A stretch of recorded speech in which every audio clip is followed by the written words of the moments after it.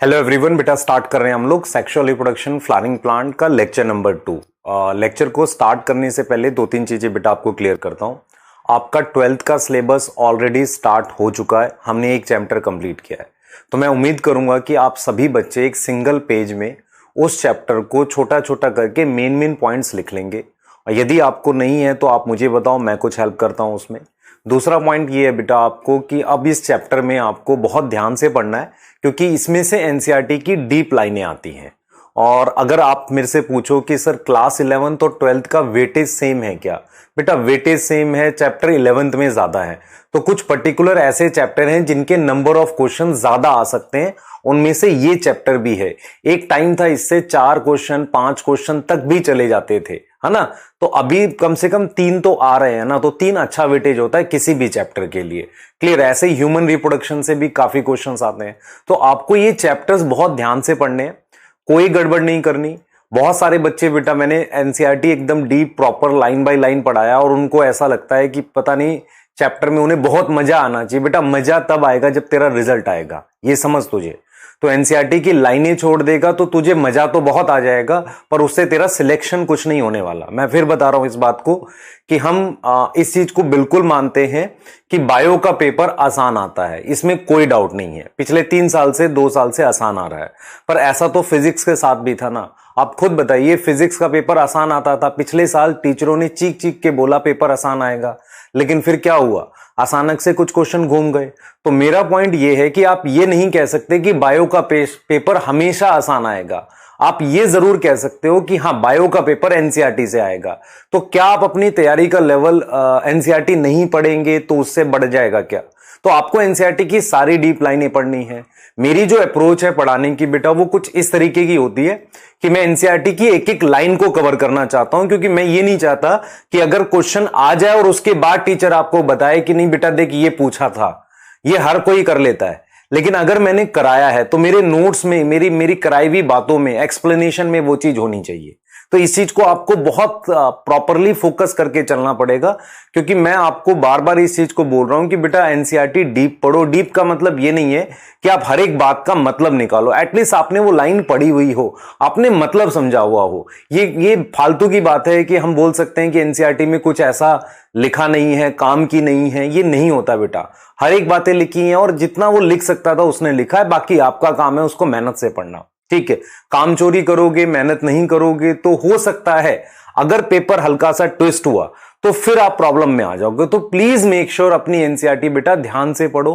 Class 12th के topic start हो चुके हैं, आपने एक चैप्टर कंप्लीट कर लिया है, हम आपके साथ पूरा एफर्ट कर रहे हैं। दूसरी चीज बेटा, लेक्चर डिले इसलिए हुआ था क्योंकि वाईफाई का कुछ इशू था हमारे पास। वाईफाई में थोड़ा सा प्रॉब्लम थी, तो मैं लाइव ले नहीं पाया और फिर रिकॉर्ड करके देने में, अपलोड करने में सफिशिएंट नंबर ऑफ मतलब आवर्स चाहिए होते हैं कि नहीं। रिकॉर्ड किया फिर उसे अपलोड किया ना, मतलब पूरा डाटा ट्रांसफर होता है, तो इसमें समय लगता है, ठीक है। तो ये इशू रहा, तो मतलब इस वजह से डिले हुआ। तो हम नॉर्मली, मेरे को नहीं लगता कभी आपकी शायद बायो की क्लास ऐसे डिले हुई है, शायद आज तक तो नहीं हुई है। आज तक कभी भी आपकी बायो की क्लास शायद इवनिंग में नहीं हुई है, जो मुझे याद है। तो इसको बियर करो थोड़ा सा, कोई बात नहीं है।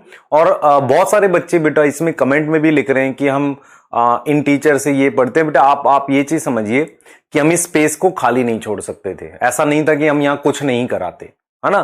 क्लियर है। और दूसरा क्या है कि आपको ध्यान से देखना पड़ेगा, मैं 2 लेक्चर करा के बैच भी शिफ्ट नहीं कर सकता कि मैंने आपको रिप्रोडक्शन इन ऑर्गेनिज्म 2 लेक्चर कराया फिर मैं वो बैच मतलब उधर शिफ्ट कर दूं, तो वो वैसा पॉसिबल नहीं है। तो आपको अकॉर्डिंग टू जो हम करा रहे हैं आपको चलना पड़ेगा और मेहनत करिए, है ना। क्लियर है। आप किसी से भी पढ़ सकते हैं, वो इशू नहीं है। मेन आपका सिलेक्शन है, ठीक है। आप मेहनत से पढ़िए, आपके सिलेक्शन के लिए हम लोग काम कर रहे हैं। और सभी बच्चे बेटा, सभी बच्चे पीडब्ल्यू से जो जुड़े हुए हैं, उन्हें उतना एफर्ट करने की जरूरत है ताकि अब रिजल्ट निकल के आए, ठीक है। टाइम कम बचा है, ये आपको समझना पड़ेगा। आपको सेल्फ स्टडी और रिवीजन के लिए भी टाइम चाहिए।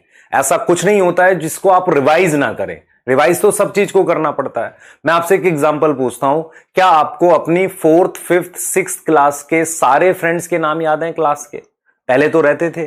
पहले तो आपको नींद में भी अगर बोलो कि ये कौन है तो ये दोस्त आपको पता होता था, 8th क्लास का, 9th का। क्या सारे बच्चों के नाम आज भी याद है? नहीं, क्योंकि रिवीजन नहीं हो रही है। रिवीजन में नहीं मतलब क्या आप उनसे मिल नहीं रहे हैं। आपको फेस याद आ सकता है पर हो सकता है वो पर्सन का नाम याद ना आए। तो मैं यही चीज आपको समझा रहा हूं ना, रिवीजन एक बहुत इंपॉर्टेंट पार्ट है, उसके लिए आपको समय चाहिए, आपको समझना पड़ेगा कि आपको सिलेबस करना है टाइम पे खत्म, और उसके साथ मेहनत चाहिए। अब तो अब थोड़ा जुट के लग के मेहनत करो मेरे साथ। मैं बार बार इस चीज को कह रहा हूं कि मैं उन डेज में भी क्लास दूंगा जब हमारी छुट्टी होती है, हमें छुट्टी मिलती है, उस दिन भी आपको पढ़ाऊंगा। क्लियर है? ठीक है, चलिए स्टार्ट करेंगे। लेक्चर को स्टार्ट कर रहे हैं बेटा, स्ट्रक्चर ऑफ पिस्टिल, और हम नेक्स्ट पढ़ रहे हैं मेगास्पोरोजेनेसिस। इस लेक्चर में ये पढ़ेंगे और कुछ बेसिक हो सकता है हम पॉलिनेशन का कवर करें। ठीक है, क्लियर है? चलिए स्टार्ट करेंगे। सबसे पहले हमने ये टॉपिक्स पढ़े थे, हमने स्टेमन और माइक्रोस्पोरोजेनेसिस कर लिया है। अगर आपको याद हो, ये 2 टॉपिक कर लिए हैं। ठीक है, मैं वर्बली सारी चीज रिवाइज कर रहा हूं, आप ध्यान से देखना क्या आपको याद आ रहा है। ठीक है, आपको क्या करना, अपने साथ अपनी एनसीईआरटी रखनी है और मेरी बातें बहुत ध्यान से सुननी है, और उसके बाद क्या करना है, लेक्चर को पॉज करके एक बार एनसीईआरटी की वो पेज पलट लेना जिसमें मैंने ये रिवाइज किया, उसके बाद फिर मैं आगे का पार्ट स्टार्ट करूंगा। ठीक, चलो आ जाओ। सबसे पहले, क्या आपको स्पोरोफाइट गैमेटोफाइट का कॉन्सेप्ट समझ में आया? मैंने आपको बोला कि जो एंजियोस्पर्म आप देखते हो, जो फ्लावरिंग प्लांट है, वो कौन सी जनरेशन है? स्पोरोफिटिक जनरेशन है। वो किससे बना है? जाइगोट की माइटोसिस से। तो रूट, स्टेम, लीफ स्पोरोफाइट है। क्लियर है? फ्लावर स्पोरोफाइट है। क्लियर है? गैमेटोफाइट कब आता है? जब मियोसिस हो जाती है। मियोसिस किसमें होती है? पॉलन मदर सेल में। तो पॉलन मदर सेल की मियोसिस से माइक्रोस्पोर बनता है जो हैप्लॉइड है। तो क्या माइक्रोस्पोर गैमेटोफाइट है? नहीं, गैमेटोफिटिक जनरेशन का हिस्सा है, हैप्लॉइड है। उस माइक्रोस्पोर की माइटोसिस से मेरे पास क्या बनेगा? गैमेटोफाइट बनेगा। क्या ये वाली बात समझ में आई आपको? ठीक है, मेल गैमेटोफाइट माइक्रोस्पोर की माइटोसिस से बनता है। माइक्रोस्पोर की माइटोसिस से जो पॉलन ग्रेन बना, उसको हमने मेल गैमेटोफाइट का नाम दे दिया। कोई डाउट? नहीं सर, आ जाओ। स्टेमन हमने पढ़ा है, स्टेमन के 2 पार्ट पढ़ाए, एंथर और फिलामेंट। फिलामेंट में मैंने आपको क्या बताया? पतला सा पार्ट है, स्लेंडर थ्रेड लाइक, उसके 2 एंड होते हैं, डिस्टल और प्रॉक्सिमल। तो ये वाला जो एंड है प्रॉक्सिमल कहते हैं इसे। इस प्रॉक्सिमल एंड पर ध्यान सुनेंगे, इस प्रॉक्सिमल एंड पर थैलेमस या पेटल जुड़ा रहता है। मैंने बताया नीट 2017 में क्वेश्चन आया था। ठीक है, उसके बाद मैंने कहा कि जो एंथर होता है वो बाई लोब होता है। उसमें कितने लोब होते हैं? ऐसे 2 लोब होते हैं, और हर एक लोब में 2 थीका मतलब लेयर्स प्रेजेंट होती हैं। ठीक है, यंग एंथर में टोटल मेरे पास 4 लेयर बताई थी मैंने, और मैंने उस स्ट्रक्चर का नाम बोला था माइक्रोस्पोरेंजिया। तो 4 लेयर में सबसे बाहर वाली लेयर एपिडर्मिस, उसके बाद एंडोथीशियम, फिर मिडल लेयर, और फिर टेपिटम। कोई डाउट? नहीं। एपिडर्मिस, एंडोथीशियम, मिडल लेयर किसमें हेल्प करेगी? डिहाइसेंस में और प्रोटेक्शन में। ठीक है, टेपिटम का काम होता है provide nourishment to developing pollen, ये एनसीईआरटी लिखती है। इसमें सबसे ज्यादा मेटाबॉलिकली एक्टिव लेयर कौन सी है? सर टेपिटम है, क्योंकि टेपिटम सबसे ज्यादा काम कर रही है। ठीक है, क्लियर हो गया? उस गोल से स्ट्रक्चर को हम बोलते हैं माइक्रोस्पोरेंजिया, जिनके बाहर लेयर्स हैं। ठीक है, माइक्रोस्पोरेंजिया एनसीईआरटी लिखती है near circular in outline. Near circular का मतलब गोल है आउटलाइन में, और कैसे हैं? टेट्रागोनल हैं। टेट्रागोनल मतलब ऐसे कॉर्नर्स बने हुए हैं, टेट्रागोनल एंथर है। ठीक है, जब हम मैच्योर एंथर की बात करते हैं तो मैच्योर एंथर में माइक्रोस्पोरेंजिया की जगह वहां पर उसके अंदर हमारे पास वहां से पॉलन सैक बन जाता है। तो माइक्रोस्पोरेंजिया में एक डिप्लॉइड सेल्स होते हैं जिन्हें आप कहते हो स्पोरोजिनस टिश्यू। उन स्पोरोजिनस टिश्यू के मियोसिस से, उन्हीं में से किसी भी सेल की मियोसिस होगी। तो जो स्पोरोजिनस टिश्यू है जिसके सेल को हम कह रहे हैं pollen mother cell. Pollen mother cell, ठीक है, हर एक सेल को हम पॉलन मदर सेल कहते हैं। तो पॉलन मदर सेल की मियोसिस से हमारे पास क्या बनता है?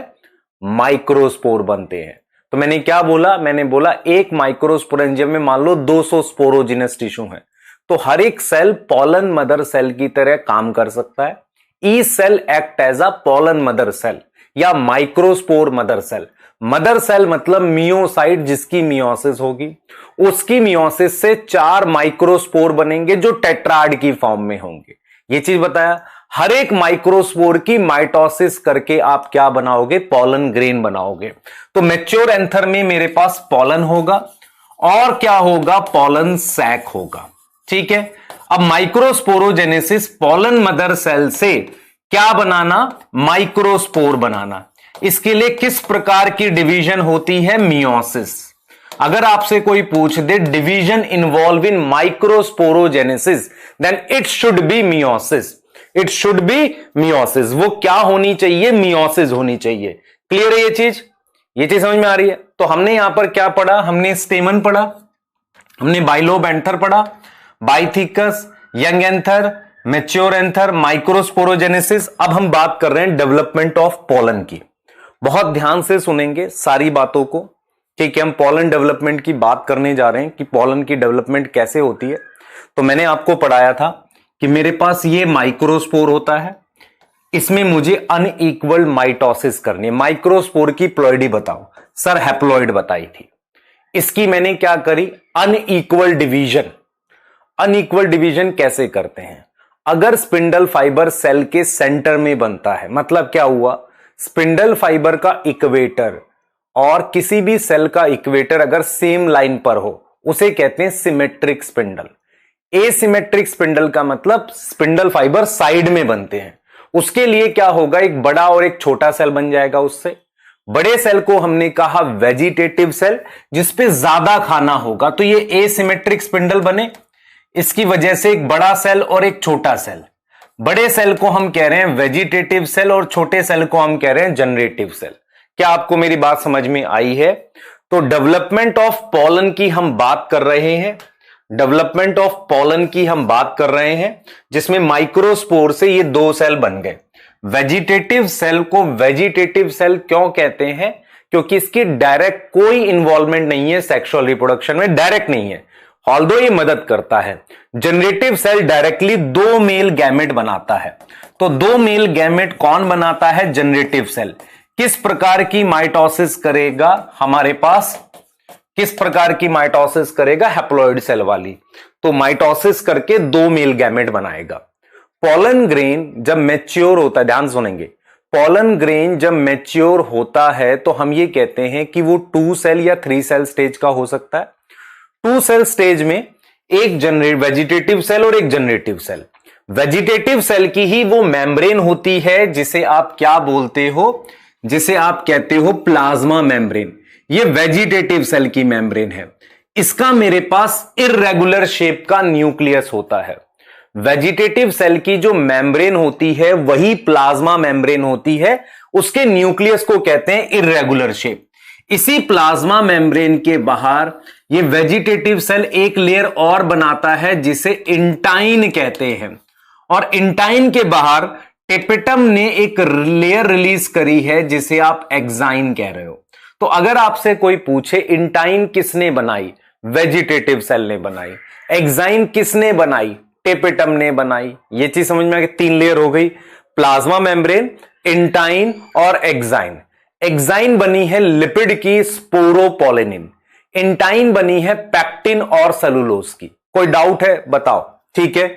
अब देखो मेरी बात सुनो, ये जो वेजिटेटिव सेल है इसका इर्रेगुलर शेप का न्यूक्लियस होता है और इसके अंदर जनरेटिव सेल ऐसे फ्लोट करता है। फ्लोट करने का मतलब प्रेजेंट होता है, जहां भी चाहे तो मूव कर सकते हैं। दूसरी चीज, ये जो जनरेटिव सेल है, this is vegetative cell, this is generative cell.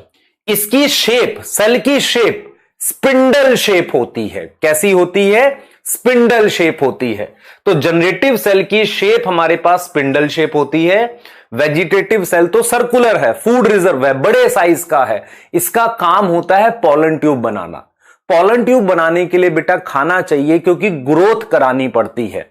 तो पोलन ट्यूब को ऐसे तो बना नहीं पाएंगे, उसको बनाने के लिए मुझे उस ट्यूब को ग्रो कराना है, तो उसमें खाना होना चाहिए ना, तभी तो ग्रोथ होगी। इसलिए वेजिटेटिव सेल में फूड रिजर्व होता है। जनरेटिव सेल का काम सिर्फ मेल गैमेट को बनाना है। जनरेटिव सेल का काम सिर्फ मेल गैमेट की प्रोडक्शन है। इतनी चीज आप ध्यान रखोगे। क्या ये समझ में आ गया?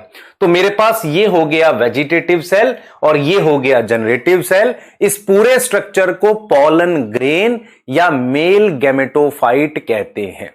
पॉलन ग्रेन या मेल गैमेटोफाइट। आ रहा है समझ? पॉलन ग्रेन या मेल गैमेटोफाइट का नाम दिया जाता है। क्या ये क्लियर हुआ? बताओ बेटा, क्या ये क्लियर हुआ? सोचो, बताओ। ठीक है, तो इसे पॉलन ग्रेन या मेल गैमेटोफाइट कहते हैं। अब हम यहां से आगे की बात करेंगे आपसे। मैं ये पॉइंट कहना चाह रहा हूं बेटा कि जो एक्साइन है वो एक केमिकल की बनी है, स्पोरोपोलेनिन। स्पोरोपोलेनिन को डाइजेस्ट करने के लिए नेचर में कोई एंजाइम ही नहीं है।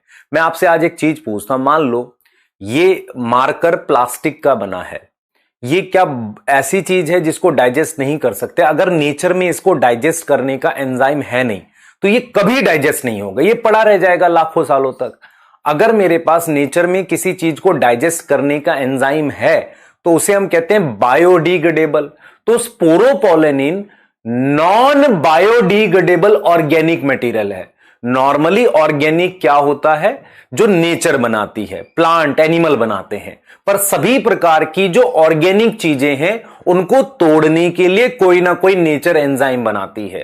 पर स्पोरोपोलेनिन एक ऐसा ऑर्गेनिक मटेरियल बना जिसको तोड़ने के लिए एंजाइम नहीं। ऐसा क्यों किया गया? एक्चुअल में क्या हुआ था बेटा? एक एवोल्यूशन है। एवोल्यूशन क्या है? सुनना ध्यान से। एवोल्यूशन ये है कि फ्लावरिंग प्लांट, एंजियोस्पर्म और इंसेक्ट्स साथ में इवॉल्व हुए। इंसेक्ट उसे पॉलिनेट करते थे, मतलब मैं बोल सकता हूं बेसिकली बटरफ्लाई और हनी बी की बात करूं, उसे पॉलिनेट करते थे। अब क्या होता है बेटा, इंसेक्ट फ्लावर पे बिना लालच के तो आएगा नहीं, उसे कुछ ना कुछ ऐसा चाहिए जो उसे मतलब बेनिफिट दे। तो ये उसके पास क्यों आता था?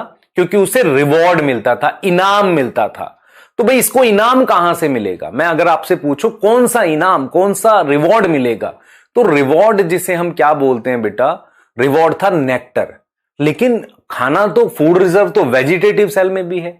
तो इंसेक्ट कहीं पॉलन ग्रेन को खाना स्टार्ट ना करते, इसीलिए एंजाइम एब्सेंट रखे नेचर ने। भाई उसके इंटेस्टाइन में पॉलन ग्रेन को डाइजेस्ट करने का कोई एंजाइम नहीं होता। किसके इंटेस्टाइन में? इंसेक्ट के इंटेस्टाइन में। इसी तरीके से जो स्पोरोपोलेनिन होती है ना पीएच से खराब होती है ना टेम्परेचर से। स्पोरोपोलेनिन कहां है? एक्साइन में। पीएच मतलब एल्कली और एसिड, पेट में एल्कली एसिड दोनों होते हैं ना, क्लियर ना, टेम्परेचर से खराब होती है।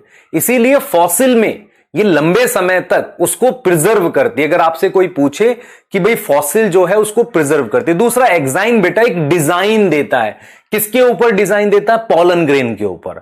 और ये इतना स्पेशल डिजाइन होता है कि स्पीशीज वाइज अलग अलग होता है। एक टाइम था, या अभी भी हम कर सकते हैं, एक टाइम था कि हम पॉलन ग्रेन को यूज कर सकते थे फोरेंसिक स्टडी में। क्योंकि मैं आपको एक एग्जांपल देता हूं। एक पर्सन है, अगर वो कोई एरिया क्रॉस करता है तो उस एरिया में पॉलन ग्रेन उसके क्लोथ पर जरूर लगेंगे। अगर वो एरिया वाइज पॉलन है, मान लो एक प्लांट है जो पर्टिकुलर एरिया में मिलता है तो उसके पॉलन हवा में होंगे, तो वो पॉलन उसके कपड़ों में जरूर लग जाएंगे। ठीक है, उससे पता चल जाएगा कि उसने वो क्या किया, क्रॉस किया। क्योंकि अभी भी बहुत सारे पॉलन ग्रेन आपके आसपास हैं, ऐसा हवा में हैं बेटा, आपको दिखते नहीं, माइक्रोस्कोपिक होते हैं। कितना साइज होता है माइक्रोस्कोपिक? मतलब माइक्रोमीटर में साइज होगा, 20 to 50 माइक्रोमीटर का साइज है। आप समझ रहे हैं? 20 to 50 माइक्रो, एक आरबीसी से हल्का बड़ा बोल सकते हो, उतना बड़े साइज के पॉलन ग्रेन होते हैं एवरेज। तो वो आपको दिख सकते हैं, कुछ थोड़े बड़े भी होते हैं। ठीक है, वो आपको आंख से नहीं दिखेंगे, माइक्रोस्कोप से दिखेंगे। ये चीज बता दी। तो पॉलन ग्रेन में एक्साइन का एक स्पेशल डिजाइन होता है। एक्साइन क्या होती है? कहीं कहीं पर डिसकंटिन्यूअस होती है ड्यू टू जर्म पोर। समझ में आ रहा है? इंटाइन एक कॉन्टिन्यूअस लेयर है, एंटाइन थिन है, वो एक्साइन हमारे पास काफी थिक होती है। इंटाइन बनी है पैक्टिन और सेलुलोज की। अब मेरी बात सुनो, पैक्टिन और सेलुलोज एक ऐसा केमिकल है जो पानी एब्जॉर्ब करके फूल जाएगा, मतलब फूल जाएगा। इसी वजह से जब स्टिग्मा के ऊपर पॉलन गिरता है, और आपको पता है कि एक्साइन कहां नहीं होती? जर्म पोर पे। तो जहां एक्साइन नहीं होती, इंटाइन स्टिग्मा के कांटेक्ट में अगर आया मॉइस्चर के, तो वहां से फूल कर, स्वेल करके पॉलन ट्यूब निकल जाती है। आया समझ? जहां इंटाइन मान लो एक्साइन तो है नहीं, तो इंटाइन अगर पानी के कांटेक्ट में आई तो स्वेल करती है, क्योंकि उसमें पैक्टिन और सेलुलोज दोनों पानी एब्जॉर्ब कर सकते हैं, ऐसा होता है। क्लियर हो गई बात? सही है। तो ये चीजें मैंने डिस्कस की थी लास्ट क्लास में। फिर मैंने कहा था बेटा कि जो हवा से पॉलन उड़ते हैं वो एक तरीके से एलर्जिक रिएक्शन करते हैं। आपको भी पता है व्हाट इज एलर्जी। एलर्जी कोई भी ऐसा रिस्पॉन्स जो बाहर से आने वाले केमिकल्स किसी की चीज से भी हो सकता है। भाई एलर्जी का मतलब होता है फॉरेन पार्टिकल से होना, तो एलर्जिक रिस्पॉन्स हमेशा फॉरेन पार्टिकल से होगा। उसमें पॉलन ग्रेन भी हो सकता है। अगर पॉलन ग्रेन सांस के साथ अंदर जाएगा तो वो क्या करेगा? एलर्जिक प्रॉब्लम क्रिएट करेगा। ये चीज समझ में आ गई? तो उसको हम क्या बोलते हैं? पॉलन एलर्जी बोलते हैं। ये क्लियर है? उसको हम क्या बोलते हैं? पॉलन एलर्जी बोलते हैं। तो पॉलन एलर्जी क्या होता है? पॉलन एलर्जी क्या होता है? It create allergic response. वो क्या क्रिएट करेगा? एलर्जिक रिस्पॉन्स क्रिएट करेगा। ये चीज समझ में आ रही है बेटा? ये चीज समझ में आ रही है? वो क्या करेगा? एलर्जिक रिस्पॉन्स क्रिएट कर देगा। उसे हम क्या बोलते हैं? पॉलन एलर्जी बोलते हैं। आप देख लो ध्यान से, उसे हम पॉलन एलर्जी बोलते हैं क्योंकि वो क्या करता है? एलर्जिक रिस्पॉन्स क्रिएट कर देता है। बताओ, ये चीज क्लियर है बेटा? इसको हमने पॉलन एलर्जी बोल दिया। ये आया समझ? ठीक है, तो आपको क्लियर होना चाहिए मैं क्या बता रहा हूं। यहां पर मैं आपको यह बता रहा हूं कि what is pollen allergy. What is pollen allergy ये बता दिया। अब मेरी बात सुनो, इसका एग्जांपल है पार्थेनियम। अब यहां आओ, pollen as a food supplement.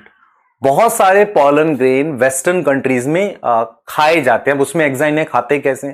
Crush करके उसका कुछ सप्लीमेंट बनाते हैं, टैबलेट और सिरप। ठीक है, एंटीऑक्सीडेंट की तरह काम करता है, हॉर्सेस और एथलीट में बेनिफिट करता है। सही है। वायबिलिटी पे आ जाते हैं ना। What is viability? वायबिलिटी का मतलब है कितने लंबे समय तक पॉलन क्या रहेगा? अपनी पॉलन ट्यूब बना सकता है, उसे वायबिलिटी कहते हैं। कोई डाउट है? बता दो। याद हो गया? अब आ जाओ, पॉलन बैंक। पॉलन बैंक क्या होता है? सुनना ध्यान से। What is pollen bank? भाई पॉलन ग्रेन को हम स्टोर कर सकते हैं। मुझे बताओ, पॉलन ग्रेन हैप्लॉइड है कि डिप्लॉइड है? सर हैप्लॉइड है। अगर मैं उसे स्टोर करूंगा तो बताओ जरा। हां सर कर सकते हैं। तो पॉलन ग्रेन को हम स्टोर कर सकते हैं, जिसे हम क्या नाम देंगे? पॉलन बैंक का नाम देते हैं। स्टोर कर सकते हैं, और जरूरत पड़ने पर प्लांट ब्रीडिंग, जहां पे पॉलन ग्रेन डालकर स्टिग्मा पे आर्टिफिशियल क्रॉस कराते हैं, वहां ये काम आ जाएगा। डन हो गई बात? सही है। ठीक है, अब ये बेटा एक छोटा सा रिवीजन मैंने कराया। अब क्या करना है आपने? देखो बेटा, समय लगता है लेक्चर पूरा करने पे, पर आप ये भी तो समझो, रिवीजन तब काम आएगी जब आप अच्छे से देखोगे। बिना अच्छे से समझे रिवीजन किस काम की? ठीक है, एक एग्जांपल देता हूं मैं आपको। एक बच्चे थे कुछ, उनको एग्जाम था, मान लो 10 तारीख को एग्जाम था। तो 10 तारीख को उनका एग्जाम था, तो उन्होंने 6 को क्या किया? पढ़ाई स्टार्ट की। तो 6 को बढ़िया प्लान बनाया उन्होंने और पढ़ाई को स्टार्ट किया। ठीक है, तो उन्होंने क्या किया? 6 में पूरा, मतलब उनके 20 चैप्टर आ रहे थे एग्जाम में। 6 को पढ़ाई की, तो दिन भर में उन्होंने एक चैप्टर भी नहीं पढ़ा। फिर उन्होंने कहा यार ये ऐसे तो हो नहीं रहा है। फिर 7 को क्या किया? उन्होंने नया प्लान बनाया। तो 7 को उन्होंने कहा कि यार 20 चैप्टर जो है ना, उनमें से मैं 10 अच्छे से करता हूं, 10 की रिवीजन की फॉर्म में करूंगा। ठीक है, 7 भी पूरा चला गया, एक चैप्टर हुआ। फिर 8 को, 10 को पेपर है, 8 को उन्होंने फिर एक नया प्लान बनाया।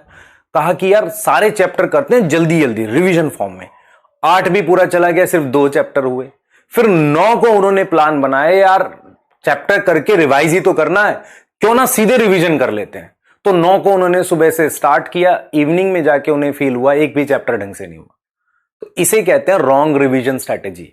रिवीजन तब काम करेगी जब आप अच्छे से पढ़ोगे, और रिवीजन भी करना जरूरी है। तो ये जो टाइम चल रहा है, इसमें अपना मेन सिलेबस बहुत ध्यान से पढ़ो, क्योंकि रिवीजन काम नहीं आती है अनटिल आप पूरा ध्यान से नहीं पढ़ो। क्लियर है? ऐसे बहुत सारे एग्जाम्पल्स हैं जो आपकी लाइफ में, हमारी लाइफ में होते रहे हैं। फर्क क्या होता है मैं आपको बताता हूं। सिर्फ एक डिफरेंस होता है, जब आप कोई एग्जाम देने वाले होते हो और उसके पहले आपके पास डेज होते हैं कि इतने दिन हैं, आप प्लानिंग जो करते हो ना, उस प्लानिंग को एग्जीक्यूट नहीं कर पाते। और एग्जीक्यूट क्यों नहीं कर पाते हो? एक रीजन होता है कि वो प्लान ही गड़बड़ है। दूसरा रीजन ये हो सकता है कि आपका फोकस ही नहीं बनता। आपने प्लान तो बना लिया पर उसके लिए काम नहीं किया। तो अभी काम करने का समय है, अभी बहुत प्लान बनाने का समय नहीं है। अब काम पे लग जाओ, प्लान बना चुके तुम, अब मेहनत पे लगो बेटा। अब यही तरीका है। तो इसको एक बार रिवाइज कर लो एनसीईआरटी खोल के। अब मैं इसके आगे जा रहा हूं और मैं आपको ये चीजें पढ़ाऊंगा। तो ये आपका होमवर्क है कि इन गिव प्लॉइडी ऑफ एपिडर्मिस। अच्छा, एक चीज और, मैंने 20 क्वेश्चन के लिए बोला था, तो इस वाले लेक्चर के पीडीएफ में 20 क्वेश्चन सेल वाले चैप्टर के आपको मिल जाएंगे, सेल चैप्टर के, ठीक है। उसके अगले वाले में आपको मैं प्लांट किंगडम के 20 क्वेश्चन दे दूंगा, क्योंकि इस चैप्टर से प्लांट किंगडम रिलेटेड है। तो उसमें भी आपको मैं 20 क्वेश्चन प्लांट किंगडम के दूंगा। तो लेक्चर नंबर 2 के पीडीएफ के साथ 20 क्वेश्चन आपको किसके मिलेंगे? सेल चैप्टर के। ठीक हो गई बात। फिर अगले वाले में आपको मैं प्लांट किंगडम के दूंगा। तो एंडोथीशियम, जिसे हम 2020 सीरीज कह रहे हैं, tapetum, middle layer, vegetative cell, generative cell, इनकी प्लॉइडी लिखेंगे। अब आप सुन लो ध्यान से। एक टेट्रास्पोरेंजिएट एंथर है। देखो, एक फ्लावर है, ध्यान से सुनना। फ्लावर में कितने एंथर हैं? 20 एंथर हैं। और हर एक एंथर में कितने स्पोरेंजिया हैं? 4। तो 20 इंटू 4, 80 स्पोरेंजिया हो गए। और हर एक स्पोरेंजिया में कितने पॉलन मदर सेल हैं? 80 इंटू 15। आप इसको मल्टीप्लाई कर लेना और इतने आ जाएंगे आपके पॉलन मदर सेल। अब आपको इससे क्या निकालने हैं? पॉलन निकालने हैं, तो 4 से मल्टीप्लाई करो। और मेल गैमेट निकालने हैं, तो 4 के बाद 2 से, क्योंकि एक पोलन में 2 मेल गैमेट आते हैं। फिर आप आंसर करोगे तो आपको आंसर मिल जाएगा, ठीक है। तो आंसर जो आएगा वो 80 क्या हो गए? ये microsporangia, 15 pollen mother cell, 4 meiosis. तो ये तो आपके पॉलन आ जाएंगे। क्लियर? ये आपके क्या आ जाएंगे? पॉलन। और फिर इसी को 2 से मल्टीप्लाई कर दोगे तो मेल गैमेट आ जाएंगे। आ रही है समझ? करके देखना, आपको आंसर मिल जाएगा, ठीक है। अब हम पढ़ने जा रहे हैं फीमेल रिप्रोडक्टिव पार्ट। अब मेरी बात सुनो, मैंने आपको क्या पढ़ाया? अभी तक मैंने आपको यह पढ़ाया है कि भाई मेरे पास जो प्लांट है, बहुत ध्यान से सुनो, मेरे पास जो प्लांट है, प्लांट गैमेटोफाइट है कि स्पोरोफाइट है? बताओ मुझे। प्लांट सर स्पोरोफाइट है। उस स्पोरोफाइट में 2 पार्ट हैं। एक है हमारे पास फ्लावर और एक है हमारे पास मान लो रूट, स्टेम, लीफ। मुझे इनसे काम नहीं है, मुझे फ्लावर से काम है। फ्लावर पे मैंने मेल रिप्रोडक्टिव स्ट्रक्चर बनाया। मेल रिप्रोडक्टिव स्ट्रक्चर में क्या बनाया था? स्टेमन। तो मैंने मेल रिप्रोडक्टिव स्ट्रक्चर, देखो मैं कैसे बता रहा हूं बेटा, वो जो मेल रिप्रोडक्टिव स्ट्रक्चर बनाया उसमें हमने ये चीज बनाई ऐसे। इसको हमने एंथर बोला और इसको हमने क्या बोल दिया? फिलामेंट बोल दिया। सही है सर, ये ठीक लग रहा है। तो हमने क्या किया? प्लांट है, प्लांट में स्पोरोफाइट है, ठीक है, फ्लावर है, तो मेल रिप्रोडक्टिव स्ट्रक्चर है जिसमें मेरे पास एंथर और फिलामेंट की बात कर दी। बहुत ध्यान से सुनना जो मैं आपको बोलने जा रहा हूं। तो मेरे पास, ध्यान देंगे बेटा, मेरे पास स्पोरोफाइट है, ठीक है, उसमें फ्लावर है, फ्लावर में मेल रिप्रोडक्टिव स्ट्रक्चर है जिसमें आपके पास एंथर और फिलामेंट है। क्या यह बात समझ में आई कि नहीं? बोलो। एंथर और साथ में फिलामेंट है। क्लियर है? ठीक है। अब जरा हम बात करते हैं रूट, स्टेम और लीफ की, ठीक है। यह भी स्पोरोफाइट का पार्ट है। यह भी किसका पार्ट है? स्पोरोफाइट का पार्ट है, ठीक है। यह भी स्पोरोफाइट का पार्ट है। अब हम इसकी बात करते हैं, रूट, स्टेम, लीफ। इसकी क्यों बात करेंगे? इसकी करेंगे। अब इसमें एक और पार्ट है, फीमेल रिप्रोडक्टिव पार्ट। होता है क्या बेटा, पढ़ाते पढ़ाते कई बार मैं खो जाता हूं ना, तो मैं कुछ और बात करने लगता हूं। ऐसा होता है मेरे साथ। असल में क्या हो रहा है कि बंद रूम में रिकॉर्डिंग कर रहे हैं तो अचानक से फोकस खो जाता है। जैसे तुम्हारे साथ होता है ना, तुम किताब पढ़ रहे हो, अचानक से दिमाग जा रहा है, अच्छा आज मेरे को नई ड्रेस लेके आनी है, हाँ शादी में जाना है। ऐसी ऐसी चीजें होती है, हमारे साथ भी हो जाता है ये, क्योंकि माइंड को फोकस, फिर हम वापसी लेकर आते हैं उसे, पूरा फोकस बनाते हैं, फिर रिकॉर्ड करते हैं, फिर पढ़ाते हैं। क्लियर है ना? ये डिफिकल्ट काम है। हर चीज मुश्किल होती है, आसान थोड़ी होता है सब कुछ। तो इसको हमने क्या लिखा? फीमेल रिप्रोडक्टिव सिस्टम लिखा, ठीक है। अब इसमें यह पार्ट लिखा, तो फीमेल रिप्रोडक्टिव स्ट्रक्चर की जो हम बात करेंगे, हम किसकी बात कर रहे हैं? गाइनोशियम की। तो सबसे पहले मैं बात करूंगा यहां पर गाइनोशियम। देखो गाइनोशियम, तो गाइनोशियम क्या होता है बेटा? फीमेल रिप्रोडक्टिव यूनिट्स या फीमेल रिप्रोडक्टिव पार्ट जो है उसको गाइनोशियम कहते हैं। एनसीईआरटी लिखती है it consist of one pistil, एक पिस्टिल हो सकता है, उसे हम लिखते हैं मोनोकार्पलरी। क्लियर? उसे हम क्या लिखते हैं? मोनोकार्पलरी। हमने इस तरीके से बना दिया। तो हमने क्या करा? इस तरीके से पिस्टिल बना दिया, तो इसको हमने क्या बोला? मोनोकार्पलरी बोला। तो फीमेल रिप्रोडक्टिव पार्ट है, it consist of one pistil. इसको हमने मोनोकार्पलरी बोल दिया। इसको हमने क्या बोल दिया? मोनोकार्पलरी बोल दिया। क्या यह बात समझ में आ रही है? ठीक है। दूसरा, it consist of many pistil. भाई गाइनोशियम में एक से ज्यादा पिस्टिल भी हो सकते हैं, तो उसको मैं बोल सकता हूं या तो बाइकार्पलरी लिख लो, भाई एक से ज्यादा भी हो सकते हैं, या मल्टी कार्पलरी लिख लो। इतनी बात में कोई प्रॉब्लम है क्या? इतनी बात में कोई प्रॉब्लम है? एक से ज्यादा पिस्टिल भी हो सकते हैं। ठीक है। अब इसमें ऑप्शन होता है दो। ये वाले जो पिस्टिल मैंने लिखे, दो ऑप्शन है, या तो ये आपस में फ्री होते हैं या फ्यूज होते हैं। तो मल्टी कार्पलरी, तो दे कैन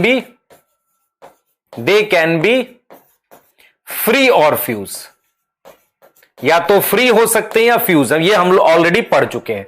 इस बोर्ड पे लिखी हुई बात आपको समझ में आनी चाहिए आराम से। देखो ध्यान से।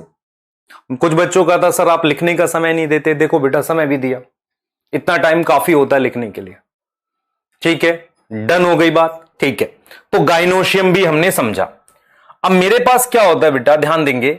मेरे पास क्या होता है कि हम नंबर ऑफ कार्पल की बात करेंगे, पर उससे पहले मेरे पास ये जो स्ट्रक्चर्स है जिसे आप पिस्टिल, देखो एनसीईआरटी ने पिस्टिल और कार्पल को अलग अलग नहीं बताया, तो आप भी इसको अलग अलग मत पढ़ो, क्योंकि क्या होता ही है बेटा, ज्ञान ज्यादा नुकसान कर जाएगा। क्योंकि उतना करो जो आपकी एनसीईआरटी दे रही है। अभी एनसीईआरटी इसको कहती है स्टिग्मा। स्टिग्मा, भाई स्टिग्मा एक्चुअल में किस लिए होता है? स्टिग्मा का मेन काम है, ये लैंडिंग प्लेटफॉर्म है। भाई कौन लैंड करता है? हम जरा इसका स्ट्रक्चर तो देख लें, कौन लैंड करता है? Landing platform for pollen. Pollen के लिए ये लैंडिंग प्लेटफॉर्म है। क्लियर है? पॉलन के लिए क्या है? ये लैंडिंग प्लेटफॉर्म है, इसे स्टिग्मा कह रहे हैं। ठीक है, और ये मेरे पास क्या हो गया? स्टाइल। ये हमारे पास क्या हो गया? स्टाइल हो गया। समझ लो ध्यान से। स्टाइल क्या होता है? हॉलो स्ट्रक्चर है। कैसा स्ट्रक्चर है? हॉलो स्ट्रक्चर है ना? हॉलो स्ट्रक्चर है। तो आप इस चीज को समझे, स्टिग्मा हमारे पास लैंडिंग प्लेटफॉर्म है, किसके लिए? पॉलन के लिए। स्टाइल हमारे पास हॉलो स्ट्रक्चर है। हॉलो का मतलब होता है खोखला। हॉलो का क्या मतलब होता है? खोखला स्ट्रक्चर है। तो स्टिग्मा हो गया लैंडिंग प्लेटफॉर्म, और स्टाइल हमारे पास क्या हो गया? एक खोखला स्ट्रक्चर हो गया। कैसा स्ट्रक्चर हो गया? खोखला। हमने इसको क्या बोला? हॉलो बोल दिया। क्या ये समझ में आ गया?